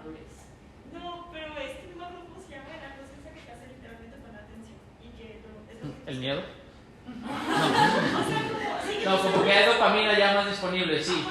No es exactamente así. En teoría, cuando una persona llega a la etapa adulta con déficit de atención, tiene más estrategias para gestionarlo, pero no significa que se elimine como tal. Y naturalmente hay un proceso de maduración cerebral, pero no significa que se haya llegado a un punto donde ya el déficit de atención no se maneje. Hay un libro que sacó Manuel Moderno que se llama Trastorno por déficit de atención para adultos, que vale mucho la pena leer. ¿Cómo? Trastorno por déficit de atención en adultos. Manual Moderno, es una portada amarilla con rojo. Fíjense, otra cosa importante. Muy bien, otra cosa importante. Hipocampo. Hay cambios en la actividad del hipocampo. ¿Dónde hay hipocampo? Aquí está. Lo que vamos a ver aquí es, hipocampo es una zona que es esencial para procesos de aprendizaje, procesos de retención. Entonces fíjense, un hipocampo con menos volumen, en ambos casos, disminuye la probabilidad de tener un buen aprovechamiento en situaciones de aprendizaje como suele ser el aprovechamiento académico, la situación académica. Es muy común que las personas que luego tienen experiencias traumáticas sean señaladas como malas para estudiar, cuando en realidad se nos olvida que nosotros aprendemos estrategias para aprender, porque aprender es una cosa que en teoría nos debería generar o satisfacción o un efecto funcional. Si yo todo lo que hago todo el tiempo es responder al miedo, ¿de qué me va a servir aprenderme la tabla del 9? ¿Alguien llevó geografía de Jalisco aquí? Díganme qué tan relevante va a ser geografía de Jalisco cuando ustedes continuamente están lidiando con la sensación de peligro, ¿no? Otra cosa que es bien interesante es que aquí hay hiperactividad, pero solo ante señales de miedo. Es decir, le echas mucho más ganas a memorizar aquellas circunstancias en las que tú creías que se te iba a lastimar o aquellas circunstancias de las que se te lastimó. Y es este mecanismo que pareciera que incrementa las probabilidades de reexperimentar. ¿Y a poco no les ha pasado que de repente ustedes se estresan por una situación en particular y le dan vueltas y vueltas y vueltas? Y de repente no solo se acuerdan, sino que le empiezan a manipular. ¿Se acuerdan de una discusión que tuvieron con alguien? Si aquí hubiera dicho esto en lugar de lo otro, ¿qué hubiera pasado? Y si hubiera llegado media hora antes en lugar de media hora después, ¿qué hubiera pasado? Y empezamos a hacer simulaciones. Eso se da a un nivel mucho más intenso cuando de repente hay una reexperimentación. Y estas son personas que luego, sin darse cuenta, internalizan posturas revictimizantes.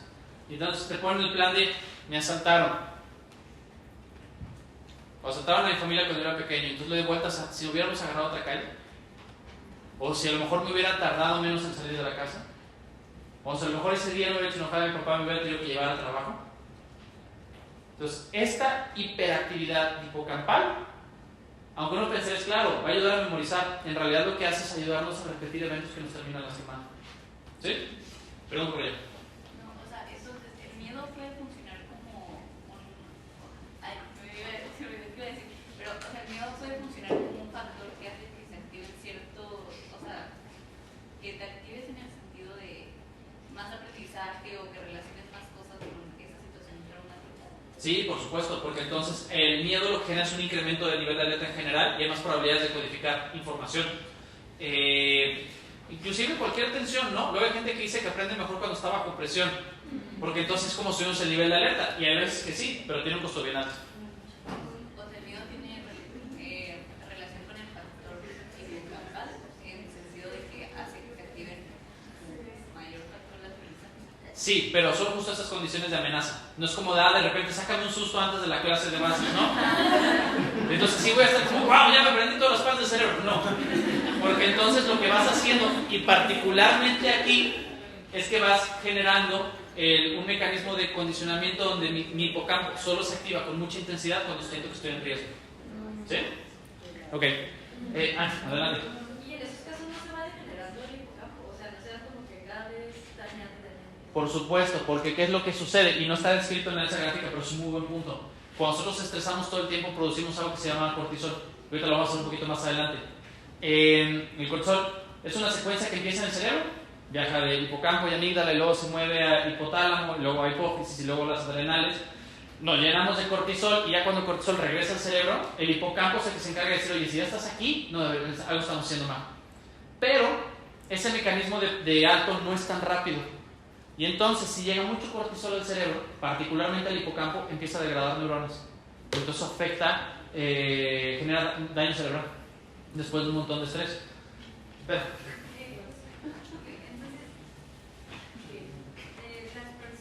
la persona frecuentemente expuesta, o sea, bueno, todo esto de miedo y cosas, entonces su capacidad de aprendizaje se ve disminuida si no está en una situación de riesgo.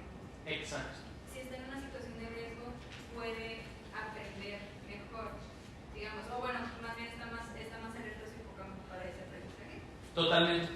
¿Qué pasa cuando...? Pero ahí puede ser una mala puntualización, que es para situaciones que tienen que ver con manejar el riesgo. Ok, sí. ¿No? Sí. ¿Qué pasa?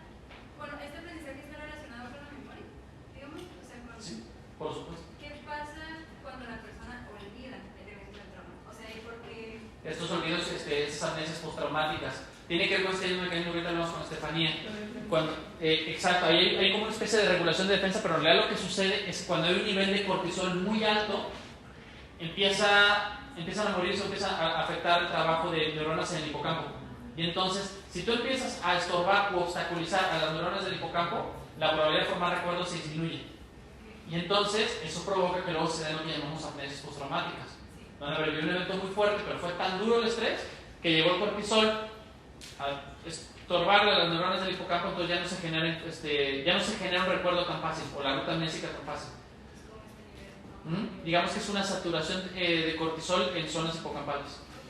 ¿Sí? Ok. Ya que se acabó con estas gráficas del cerebro, miren, esta zona de aquí, la zona frontoparietal, está muy relacionada al déficit de atención también, pero además también está muy relacionada a la supresión emocional. Cuando ustedes se estresan, ¿cómo le hacen para tranquilizarse?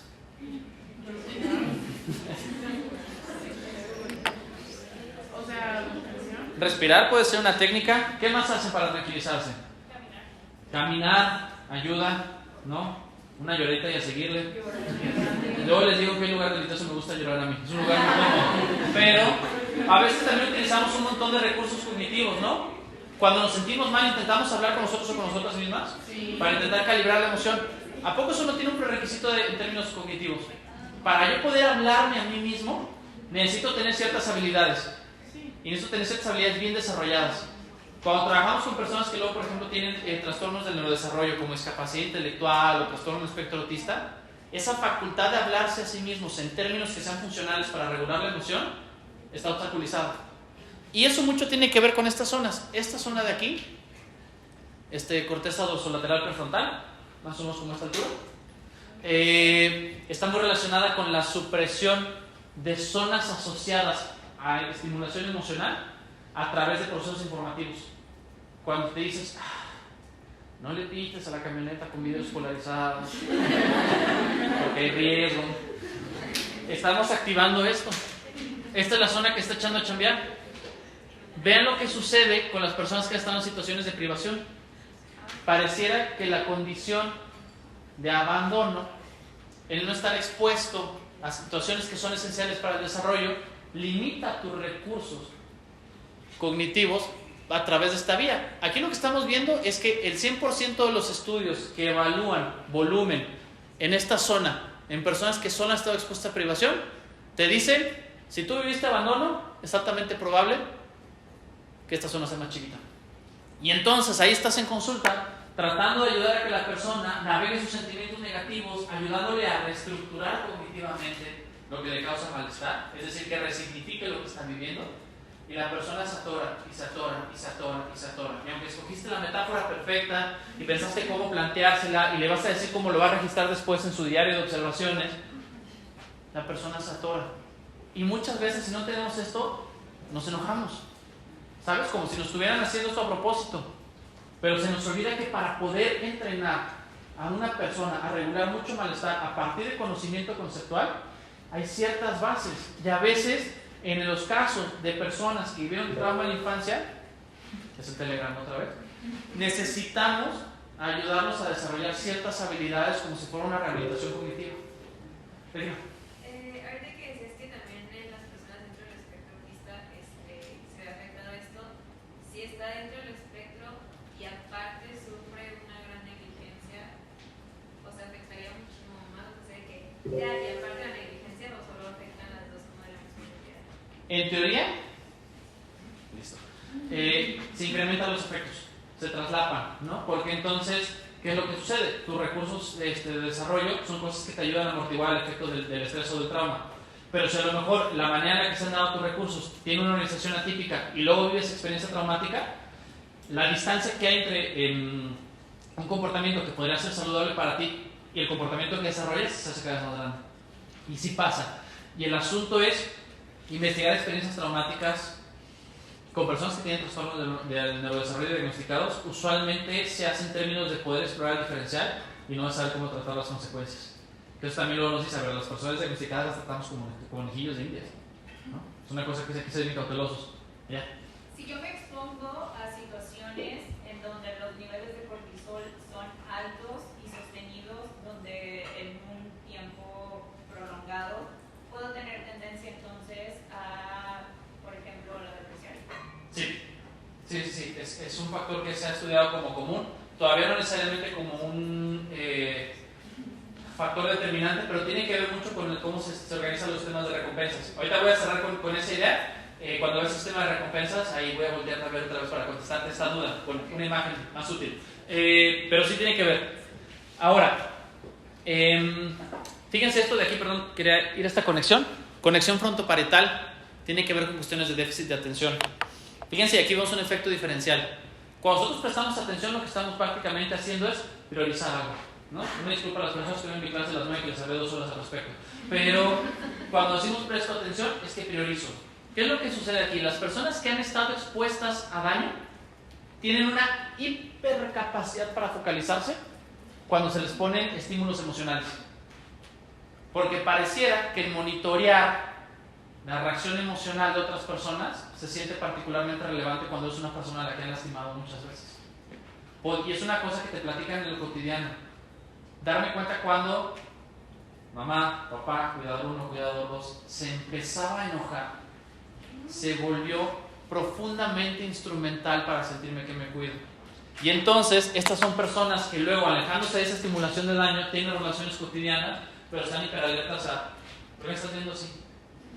¿Estás enojado conmigo?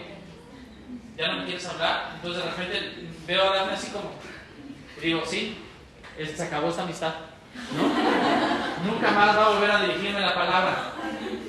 Pero ven entonces cómo esta hiperracionalización y esta hiperevaluación de respuestas emocionales empezó en él. Si yo no sé leer tus gesticulaciones con una precisión increíblemente alta, no me voy a dar cuenta cuando me vas a golpear. ¿Me explico? Ahora, ¿qué es lo que pasa en cuestiones de negligencia? Bueno, nada más una pregunta. Dime. O sea, regresando al ejemplo que acabas de hacer, esas preguntas, ¿sí están como argumentadas sólidamente o nada más también son como ideas? Muchas veces no, y de hecho lo que es muy peculiar cuando estás en un proceso terapéutico con una persona que ha tenido estos antecedentes, y ahora les digo, todas estas cosas que les he dicho como señales tienen que verse en un conjunto, porque a lo mejor luego hay personas que hacemos eso por ansiedad, ¿no? Estás enojada conmigo, pero es porque soy ansioso, no porque he vivido situaciones traumáticas. Siempre tenemos que ver el conjunto, no nos pongamos en 7 señales de que tienes trauma, hay que ver el patrón. Estos elementos, estas maneras de cuidarse usualmente no están racionalizadas. De hecho, la gente no reconoce sus reglas hasta que las puede dialogar. Y es cuando las dialoga que dices, espérame, estoy operando bajo una lógica que no tiene sentido para mí en este momento. Pero entre que la persona puede decir eso y que deja de operar en esa lógica, hay un tiempo larguísimo. Y hay personas, y de verdad que hay personas con las que nunca puedes hacer esta separación por completo. ¿Sí? Entonces, ahora, lo que pasa aquí en privación, hay una hipoconectividad frontoparietal. Porque entonces, ¿cómo aprendieron ustedes a prestar atención? ¿Cómo aprendiste bien? Me decían, sentado, atento, viendo aquí y poniendo atención. Exacto. Cuando nosotros prestamos atención, lo que hacemos es priorizar. Y muchas veces los esquemas de priorización los aprendemos modelados. Aprendo yo que cuando estoy platicando con alguien le tengo que ver a los ojos porque es lo que veo que hacen otras personas. Aprendo yo cuando estoy en clase tengo que voltear a la persona que está enfrente porque es lo que están haciendo las personas a mi alrededor. Pero si de manera continua se me abandonó, ¿quiénes son los modelos de los cuales voy a copiar qué implica priorizar o no? Y entonces no es nada extraño que luego personas con diagnóstico de déficit de atención tengan una historia de abandono. Y se fijan, son cosas que no nos mencionan como diferenciales para hacer el diagnóstico. Bien.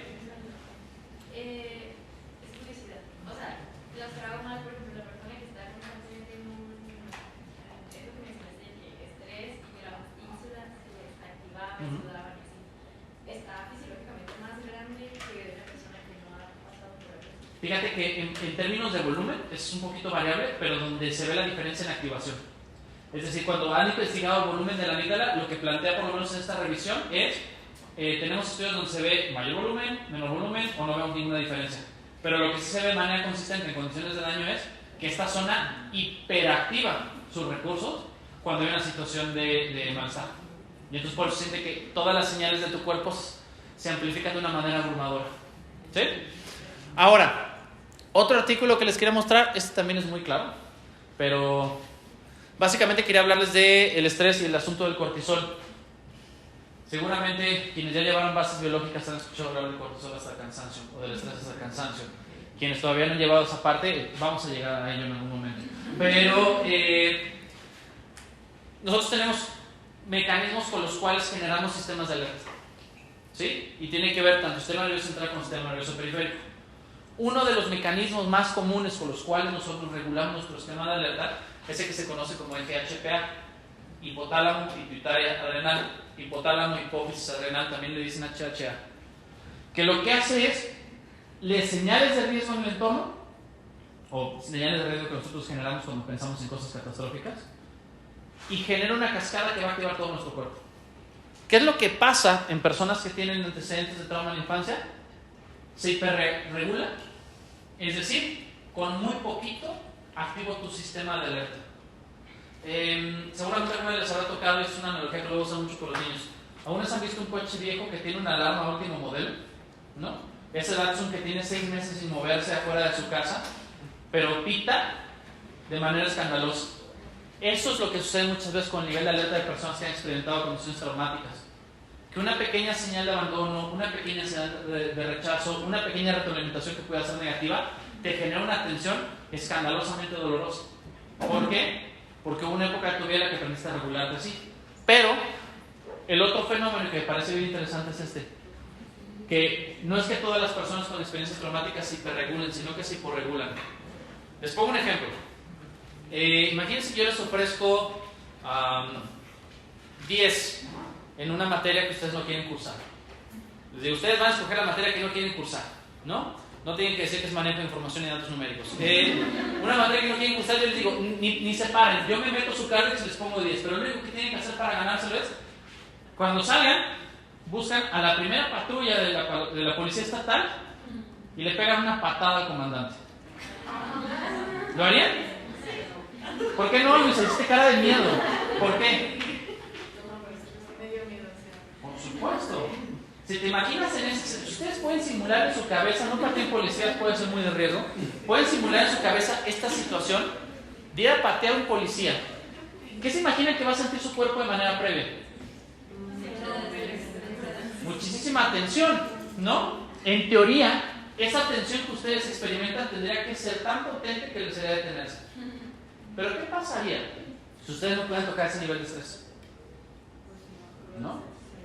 Si ustedes no sienten que les da ñañaras en el estómago cuando se van acercando a la patrulla, no sienten que les suda las manos cuando le dicen al comandante que se baje, no sienten que les late el corazón cuando ya van a hacer esto, ¿qué es lo que va a pasar? Tienen altas probabilidades de hacerlo. Este es un mismo mecanismo que, por ejemplo, sucede, es altamente probable que suceda con los niños sicarios. ¿Has escuchado hablar de esos casos? Sí. Chicos que han estado expuestos a situaciones traumáticas de manera recurrente tienen que hiposensibilizarse a las cosas que normalmente nosotros describiríamos como riesgo. Y entonces tienes un chico de 10 años que sabe manejar un cuerno de chivo y se mete a disparar a un lugar que no genera una respuesta de tensión al respecto y que por lo tanto entonces eso no le detiene. Si ustedes piensan en un niño de 10 años que a lo mejor conviva con ustedes y le sueltan un cuerno de chivo, esperaremos que se asustara, porque la manera en la que regula su nivel de tensión idealmente ha estado fuera de esta lógica.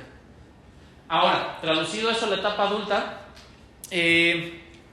más allá de los ejemplos de violencia, la hiporregulación muchas veces obstaculiza o se siente como un obstáculo para tener la energía de hacer cosas que nos representan punto de satisfacción. ¿Algunas han visto el meme del parquímetro social? Qué tragedia. Y lo he puesto yo porque me siento súper identificado con ese meme, pero de repente que estás en un lugar socializando y sientes ¡pum! En minutos, en segundos se fue la energía. A todos nos ha pasado en algún momento, pero imagínense que eso les pasa todas las veces que ustedes intentan socializar. Porque entonces la manera en que ustedes tienen la posibilidad de pisar el acelerador de lo que es su nivel de vigilancia es muy limitado. Y no es nada extraño que particularmente las personas que han experimentado abandono sientan un agotamiento crónico de cosas que son simples. ¿Por qué? Porque para poder lidiar con una condición estresante se tuvo que subdesarrollar un sistema de alerta, porque si no solo iban a sentirse mal todo el tiempo.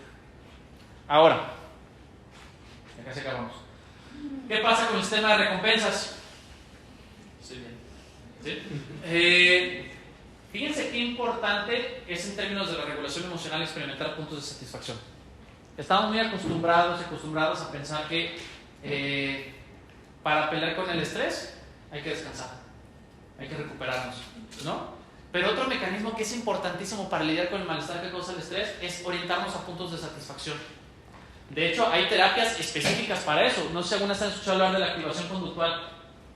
Activación conductual es un proceso terapéutico que lo que hace es buscar que la persona que experimenta depresión, usualmente es un trabajo para personas con depresión, se acerque a fuentes de satisfacción. Y no solo por el mecanismo más básico de me siento bien, menos tiempo de pensar en cosas desagradables, sino porque le acercamos a cosas que nos representan satisfacción de manera consistente, nos da información de quiénes somos y cómo nos constituimos en el mundo. Piensen en las cualidades que ustedes valoran. ¿Cuántas de ellas están vinculadas a procesos que implicaban satisfacción? La gratificación de repente escuchar a un amigo decirle gracias por escucharme. La verdad me ayudó un montón. ¿A poco eso no tiene un proceso de satisfacción de por medio? Nosotros vamos formulando un sentido de identidad también a partir de aproximarnos a las cosas que nos gustan. ¿Qué es lo que pasa con las personas? Este señor es muy simpático, André Runovich. ¿Qué es lo que pasa con las personas que experimentan trauma? Me remito al ejemplo que les ponía al principio del chico con el que trabajamos en Ciudad de los Niños. Al tiempo de no tocar con la frecuencia deseada, ahí con la definición variable que debemos tener, la posibilidad de experimentar satisfacción. ¿Qué pasa con las neuronas que en teoría deberían posibilitar el prerequisito biológico de disfrutar? Se dejan de conectar, no se estimulan, las conexiones se hacen mucho más limitadas, al punto de casi hablar de atrofia. Y entonces, ¿cómo se imaginan que sería su vida en este momento si ustedes solo pudieran tocar satisfacción una vez a la semana? Y no una intensa, sino gradual. O, ¿cómo se imaginan que sería su vida en este momento si la única manera de tocar satisfacción fuera con la conducta más riesgosa y adrenérgica del mundo? Que por eso muchas veces también se estudia el trauma en la infancia para hablar de cuestiones como trastorno límite de la personalidad, ¿no? Tampoco regla, pero es un antecedente muy común. ¿Qué cosas tendríamos que hacer para de repente forzar la maquinaria de nuestro sistema de recompensa y sentir satisfacción? ¿Puedes repetir eso? ¿Cuál? Ok. Bueno, es muy común, por ejemplo, que en personas que tienen diagnóstico de trastorno límite de la personalidad, algunos de los comportamientos que más que más predominan, que más predominan es la tendencia a exponerse a situaciones de riesgo alto, ¿no? Y entonces parece que un factor en común es que solo cuando hay un riesgo potente, no son todos los casos, pero suele ser como caso más drástico, es donde se experimenta satisfacción. Que no va a haber satisfacción necesariamente en sentarse en un libro, sino que tiene que ser una situación traumática, o sea, muy drástica, como de repente meterse a 160 por hora en sentido contrario en periférico, ¿no? La adrenalina es donde hay mucha satisfacción. Regina. Por supuesto, porque esa es una experiencia de riesgo que garantiza gratificación inmediata. Ya después tiene que ver con otros factores, pero entrar a las adicciones es mucho más común por ahí. Específicamente, y aquí me voy a regresar al artículo de Katie McLaughlin. Fíjense, aquí lo que tenemos es el estriado y conexiones mediales en corteza prefrontal. Las zonas estriatales son zonas muy importantes para lo que nosotros experimentamos como satisfacción. Cuando tenemos experiencia de daño, es muy común que haya activación intensa, pero ante respuestas emocionales agradables. Este es un experimento porque solo fue uno, donde se mide con chicos que han sido lastimados, qué tanto se activan sus zonas estriatales cuando les sonríen. Esto pareciera que está muy vinculado a esta tendencia a las gratificaciones inmediatas que vemos en personas que han tenido experiencias adversas en la infancia. Si ustedes van a un orfanato y llevan juegos, les garantizo que por lo menos uno les va a decir, ay, déjamelo, ¿me lo regalas? O si otro dice, ¿me regalas esto o regálame esto? Y luego de repente se enderezan con un borrador, por favor déjame llevármelo, es justo el que necesito para dar clases. Orientación a gratificaciones inmediatas. Pero, ¿qué es lo que vemos en personas que han estado expuestas a abandono, como el chico que les describí? La activación estriatal, que es prerequisito para sentir satisfacción, limitada. Y la conexión entre zonas frontales y zonas estriatales, otra vez, limitada. ¿Qué nos dice esto? Cuando nosotros estamos trabajando procesos de activación conductual o procesos de recuperación emocional en terapia, muchas veces lo que queremos es que las personas se acerquen a las cosas que les gustan. Y pensaríamos que es una cosa básica, dada. Tú haces algo que te gusta porque tienes un montón de conceptos construidos al respecto y puedes sentir satisfacción, pero que tenemos una respuesta bloqueada, por lo menos parcialmente. Y eso, combinado con la respuesta de evitación perfectamente formulada.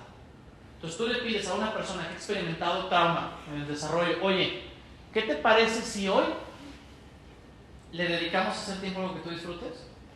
Te va a poner todas las objeciones y no te va a identificar ninguna de las alternativas. Y se va a sentir como que de repente nada más te está haciendo batallar. pero en realidad su sentido de seguridad está en me alejo de las cosas que me lastiman y nunca está en me arreglo con las cosas que me gustan. ¿Sí? Imagínense lo difícil que se hace la vida así. Ahora, esta imagen nada me gusta porque es muy dramática. Vean todas las cosas que se afectan. Y fíjense aquí este aspecto del momento en el que aparece. Porque el momento en que se da el trauma afecta partes de la secuencia que son completamente diferentes. Y oportunidad de fotografía. Vean todas las cosas que tenemos que atender y todo lo que toca. Pero por ejemplo, ¿Me regreso? en intervención, ¿vas a hablar de la intervención? Un poquito. Ok. Entonces, a ver, ya les platiqué todas las cosas que pasan, perdón. Era de la imagen pasada. Yo me quedé medio con la duda de que cuáles son los efectos como de una persona que, bueno, de un niño que vivió experiencias traumáticas como los primeros meses de su vida, ponle hasta los 16 meses, pues. Entonces, ponle que en los 16 meses empezó como a Regularse. se le empezaron a quitar como esas experiencias traumáticas, pero ya vivió el trauma, pues. Entonces, a los 18 meses, que es como cuando es un periodo crítico, una ventana de, ¿cómo decías? Ventana de oportunidad. Ajá.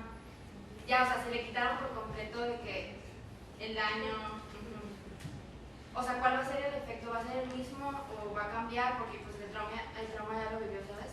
En teoría, esperaremos que lograra como hacer algunos procesos de recuperación que le fueran funcionales y no tener efecto. Pero hay algunos casos donde lo que está deteriorado no se puede subsanar. Te pongo un ejemplo. Alguna vez me tocó trabajar, no es común, con un chico que había sido adoptado y que había tenido mucho estrés prenatal y perinatal. Consumo de las sustancias por parte de su madre cuando estaba embarazada y también situaciones de abandono de semanas. Ya después llegó a Cabañas y ya fue adoptado. Fue adoptado chiquitito y toda la vida se le dio todo el cuidado que requería, en todos los niveles. Los papás, las personas más diligentes en ese sentido. En ese punto hubo un tren que ya no se pudo parar. Cuando era chico se consideraba que tenía déficit de atención, tenía un CI sobresaliente. Cuando tenía, estoy hablando como 4 años, a los 10 le hicieron otra evaluación donde ya tenía un CI promedio, otras cosas que se regularon y le asignaron diagnóstico del espectro autista. Cuando a mí me cayó, a los 14, muchísimas habilidades están muy por debajo de lo esperado, por lo menos en términos psicométricos. Luego podemos hablar de qué tanto implica eso, problemas de funcionalidad. Su CI ya estaba en un grado muy bajo, correspondía a discapacidad intelectual. Entonces ese tren en ese momento ya no se pudo parar. No pasa con todos los chicos, hay muchos factores y mucho depende del tipo de estrés, porque en teoría entre más chicos más plasticidad y más posibilidad de recuperar habilidades, pero no es exacto una regla. Hay algunos casos donde por más que le eches ganas, ya hay habilidades que no son fáciles de instalar. Pero aunque la mejoría le ha sido como en ese periodo crítico de la edad del niño, ¿no? O sea, es independiente. No exacto, más bien hay otro tipo de factores que también juegan ahí, porque no es solo el periodo. ¿Sí? Ok. Ahora sí, ¿qué hacemos? Ya les platiqué todo lo complicado que es con esto, ¿no? Fíjense cómo es un fenómeno, el trauma en la infancia, que toca un montón de temas de una manera transversal, porque afecta el desarrollo intelectual, afecta el desarrollo emocional, afecta la manera en la que socializamos. ¿Qué hacemos con las personas que han experimentado trauma? ¿Cómo les acompañamos? Ya les puse una idea muy gris de lo que era. Fíjense lo importante entonces que es estudiar esto, que es como conocerlo a nivel profesional. Salud. Ustedes que están especializándose en comportamiento, saber ponerle nombre a los efectos y poder ir evaluando cómo va progresando una persona. Básicamente aquí, esta es una tablita que vi en un artículo que es un caso clínico. El caso está 2-3, pero la tablita está muy buena. Y luego voy a centrar en los 6 puntos de acá. Lo primero que tenemos que intentar hacer, y les digo intentar porque es una chamba de ir y venir, ir y venir, ir y venir. Cuando trabajamos con una persona que ha tenido antecedentes de trauma en la infancia y que está siendo afectada por ellos, en el momento que ustedes le conocen, en la situación profesional que quieran, es que tenemos que ayudarla a reconstruir su sentido de seguridad. Todos tenemos reglas con las que nos cuidamos, pero cuando nosotros experimentamos trauma en la infancia, aquello de lo que nos cuidamos es mucho más duro de lo que se cuidan las otras personas. Y entonces no queremos generar un jalón de tapete a alguien, no queremos decirle, esta idea es poco racional, ¿no? Reestructúrate cognitivamente. Queremos ayudarle a entender que todos estos factores de riesgo de los cuales he estado cuidando de tanto tiempo, aunque son reales, están internalizados, ya no operan de la misma manera. Que es una persona que tiene otros recursos y otras posibilidades, que está en un contexto que probablemente sea diferente. Ahora, hay entornos donde pues, el trauma se sigue creciendo, ¿no? Y entonces ahí tenemos que tener también un factor limitado. Tenemos que ver qué recursos tenemos disponibles. Y ese es el tercer punto. ¿Con qué vamos? ¿Quién nos apoya? ¿Qué posibilidades tenemos de modificar un entorno que es violento o un entorno que es negligente? ¿Con niños que trabajan en orfanatos? No podemos, ¿no? Y si alguna vez han tenido ustedes, o si en algún proyecto les toca estar en un entorno donde se trabaja con orfanatos, luego una de las sensaciones más frustrantes que tienen los estudiantes es, a ver, si yo vengo una hora o yo vengo un día y luego no puedo dejarle un efecto significativo sobre su bienestar emocional. No, de acuerdo, ese es el rol que no podemos tener. Pero por supuesto que ahí podemos calibrar el rol y decir, por lo menos aquí, este rato que estamos tú y yo, estás en un vínculo seguro. Y esta va a ser una referencia que después va a ayudar para otras cosas. La transparencia y la confianza. Cuando trabajamos con personas que han experimentado situaciones de trauma, es bien importante ganarnos su confianza a partir de nosotros reflejarles que estamos entendiendo cuáles son las luchas que están haciendo. Es muy fácil y es aterradoramente fácil de repente que quien está trabajando contigo a nivel profesional, si es profesional de la psicología, luego te quiera tratar de esta perspectiva racionalista, ¿no? ¿Esto te fue reto? ¿No hiciste la tarea que te dejé? ¿Qué irresponsable? ¿Qué persona tan desobligada? Cuando no, si le puedes dejar a una persona en terapia una tarea de activación conductual como ir al cine y la persona te dice no fui, pero no es porque no haya ido, porque simplemente te mandó a volar. Si hay gente que te manda a volar, pues es otra plática. Sino porque a veces este malestar a lo largo de la semana o en el momento en el que le pediste que se activara es tan intenso que le hace recurrir a la persona a su zona de seguridad, que es no me muevo de mi casa, o no hablo con nadie, o no le invierto tiempo y esfuerzo a otra cosa que no sea estar viendo una película o estar abrazado de una persona que me hace sentir tranquilo. Su sentido de riesgo es muy alto. Mover a una persona que siente continuamente en peligro o desgaste tiene que ser un proceso bien gradual. El cuarto punto y el quinto punto van de la mano. Tenemos que alimentar a la persona de recursos, personas que puedan tener empatía y que colaboren, ¿no? Si me siento mal, tienes una persona a la cual le puedas llamar, perfecto. Gente que en alrededor de la persona con la que estamos trabajando pueda tener el nivel de empatía para decir, sí, te tranquilizo. A pesar de que hemos tenido esta conversación varias veces, la volvemos a tener y te vuelvo a intentar tranquilizar. Y aunque a lo mejor mi argumento no es lo que va a hacer el efecto, lo que hace el efecto es que me volviste a marcar y te volví a contestar. El asunto de elegir, uno de los factores que más se ven afectados es el sentido de agencia. Entre más posibilidad tiene una persona de elegir sus circunstancias, no desde evitar, porque evitar también es elegir, pero es una evitación que solo, es una elección que solo alimenta el miedo, sino de imponer condiciones en las que las personas que crean se pueden desarrollar bien. Vamos avanzando. Y el último punto tiene que ver con la cuestión estructural. Cuando nosotros queremos ayudar a que una persona se sienta mejor o que pueda regular su sentido de seguridad de una manera distinta, necesitamos ayudarle a entender que muchas de las cosas que he experimentado como malestar no tienen que ver con cómo se ha desarrollado personalmente. Es muy común que la persona que ha vivido violencia o ha vivido negligencia internalice estos tratos y de manera recurrente se diga, esto me pasó porque el problema soy yo. Cuando hay un montón de cosas alrededor que no tienen que ver con quién eres o cómo eres o qué tipo de cosas haces o dices para vivir ese tipo de cosas. Entonces, fíjense también cómo es un componente bien importante ayudarle a entender lo estigmatizante o revictimizante que es el entorno para evitar que internalice el daño, porque son las cosas más pesadas que se pueden hacer. Ayudarle a entender a alguien que vivió, que tiene mucho sufrimiento, que no fue su responsabilidad, que no jaló esta señal cuando de manera recurrente te van diciendo que sí, es que me haces hacer esto porque te portas así, así, así. O sea, se creen son merecedores de eso. Pasa mucho. Una de las mejores terapias con las que podemos trabajar son las terapias de aceptación y compromiso. No se han escuchado hablar de eso. Terapia de aceptación y compromiso son terapias conductuales de tercera generación, donde ya no les hablan de ratitas, inclusive luego tienen hasta metáforas hippies. Es la suavización de los conductistas, llegó el día. Y que mucho tiene que ver con aprender a entender que podemos modificar varias cosas, pero hay varias cosas de nuestra historia que a lo mejor no van a cambiar de manera radical. Que no podemos eliminar algunas tendencias que nos causan malestar. Y entonces el planteamiento es aceptarlas y convivir con ellas. Y para ejemplificar eso, les hice un meme. ¿No? Esto muchas veces eso es lo que implica. Esto es lo que implica lidiar con tu historia de trauma. No puedes eliminarla, no puedes hacer que desaparezca. A lo mejor no vas a poder deshacer los vínculos con los cuales. Tomen la foto, pues.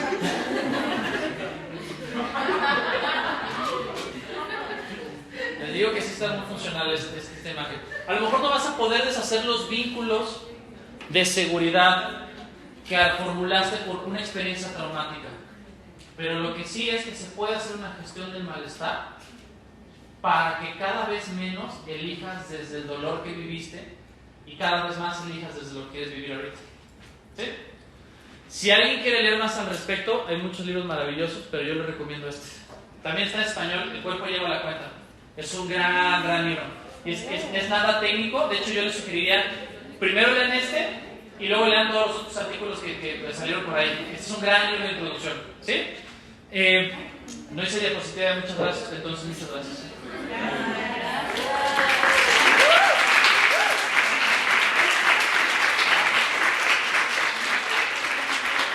No sé si alguien tiene alguna pregunta adicional. Yo sé que nos la pasamos en preguntas y respuestas. ¿Pero alguien tiene una pregunta más? Muy bien. Perdón. Sí, adelante, sí, también. Sí, al inicio dijiste, me quedé con lo de que por una persona que tiene traumas, que no tiene mucha energía, que no tiene muchas ganas de estar, como que pues digo, ay, voy a ser saludable, voy a hacer lo mejor para mí. Entonces me surgió ahí la duda de si una persona que está en constante estrés, constantemente durmiendo más, hidratación y todo eso, se le antoja más la comida chatarra o Sí, porque entonces es una manera de equilibrar estímulos nocivos con estímulos que son gratificaciones inmediatamente. De hecho, hay investigaciones donde si tú estresas a la gente, puedes provocar que busquen más comida chatarra.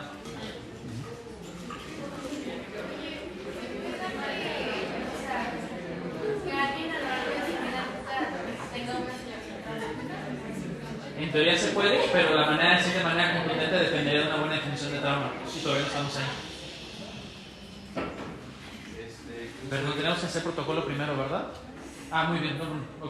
Ya, No sé, con respecto a las funciones ejecutivas, me pregunto qué puede pasar con la planeación, que es una que engloba un poco las demás. Se afectan un montón.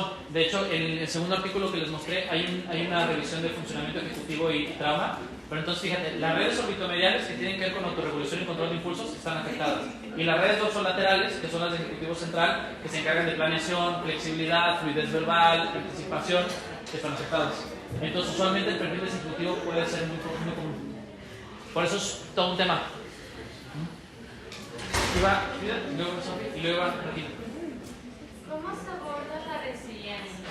O sea, pensando en este concepto de planificación de trabajo, ¿se ha hecho estudios con esto de...? Debe haber, yo nunca he leído uno directamente de resiliencia y trabajo en estos temas alrededor del contigo, pero mucho tiene que ver en función como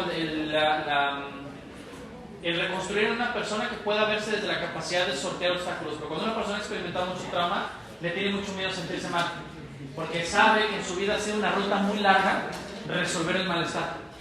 Y entonces la resiliencia mucho tiene que ver con poder plantear en otros términos su capacidad para enfrentar el malestar y estar del otro lado, bien, mal, más o menos, pero sobrevivir el malestar.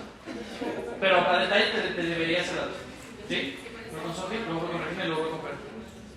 Yo me quedé con lo del caso del niño que planteaste sobre el hecho de que él no pudiera encontrar nada que le satisfaciera debido a los traumas de su vida. Entonces, mi pregunta sería, ¿cómo fue la intervención con él?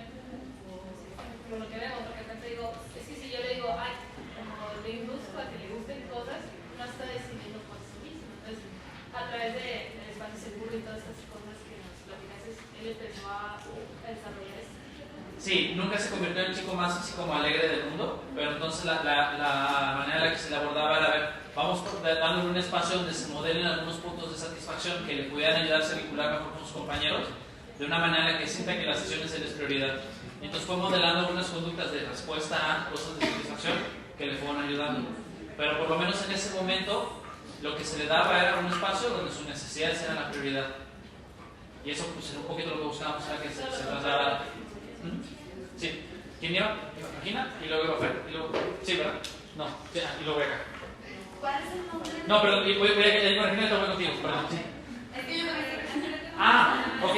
Voy con Regina de allá y luego voy con Fer y luego voy con Regina de acá. Hace rato que mencionabas lo de la economía, podría como que verse tener que ver también con la, ¿qué te dije? Con la disociación. O sea, es que, porque, o sea, ahorita que lo estaba diciendo como que de los niños sicarios, ¿no? O sea, que como que ya no están como que tan, no les afecta tanto eso. A mí me recordó, pues ahorita que estamos viendo al Cali, o sea, yo me he dado cuenta que muchas veces cuando estoy haciendo como que estoy en hincha, me disocia mucho para poder como que soportar las cosas que me están diciendo. Sí pasa, y de hecho en el artículo este que le estaba enseñando de Katie Malloy, de la revisión de los estudios de neuroimagen, cuando se habla de las activaciones insulares, hace referencia a procesos de despersonalización o de disociación. Y muchas veces activación atípica a nivel insular genera lo que nosotros sentimos como despersonalización, como una desvinculación del cuerpo. Entonces es más común que personas que han tenido antecedentes de trauma puedan luego estar teniendo problemas disociativos, como el trastorno de identidad disociativa, ¿no? O el fenómeno de despersonalización. Sí pasa. Tiene que ver mucho que a veces la hiperreactividad es tan intensa que la mejor manera de navegarla es alejarse de ella. Es una buena pregunta. Y, perdón, ¿cómo hasta qué punto eso es como que malo o bueno? O sea, porque a mí ahorita me está funcionando, pero pues también digo que, o sea... Mira, ahí creo que lo plantearía como... Siempre es difícil hablar de cuáles son las escalas de problemáticas cuando hablamos de un comportamiento de este estilo. No todas las desvinculaciones implican disociaciones, pero es el término con el que nosotros lo mencionamos, ¿no? O sea, yo de repente podría decirles que a veces me disocio de WhatsApp y no sería necesariamente mal, si les mando un WhatsApp y no se ha contestado, discúlpenme.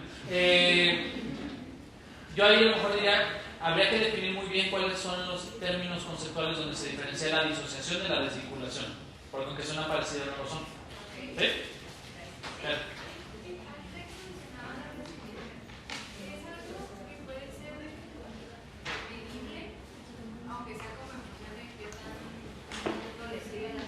¿La resiliencia? Sí, hay algunas escalas que nos pueden ayudar a medir la respuesta de resiliencia, pero son probabilísticas. Esto también depende como de, o sea, hay como resiliencia, como diferentes niveles de resiliencia a diferentes tipos de eventos. Sí, la resiliencia no necesariamente es un constructo unitario, sino que hay situaciones donde hay más fuerza que se ejerce. Entonces, o sea, por ejemplo, si una persona ha sido resiliente ante una situación, pero se llega a una situación diferente y ella no puede como abordarla, no tiene que ver con que se haya reducido esa resiliencia, sino que es diferente. Que la situación es más retadora. Sí pasa. Necesitamos hacerlo por lo menos. Muy bien. Ok, ¿quién seguía? Ibas tú, Regina. ¿Cuál es el nombre del autor del libro de TDA? Ay, no me acuerdo.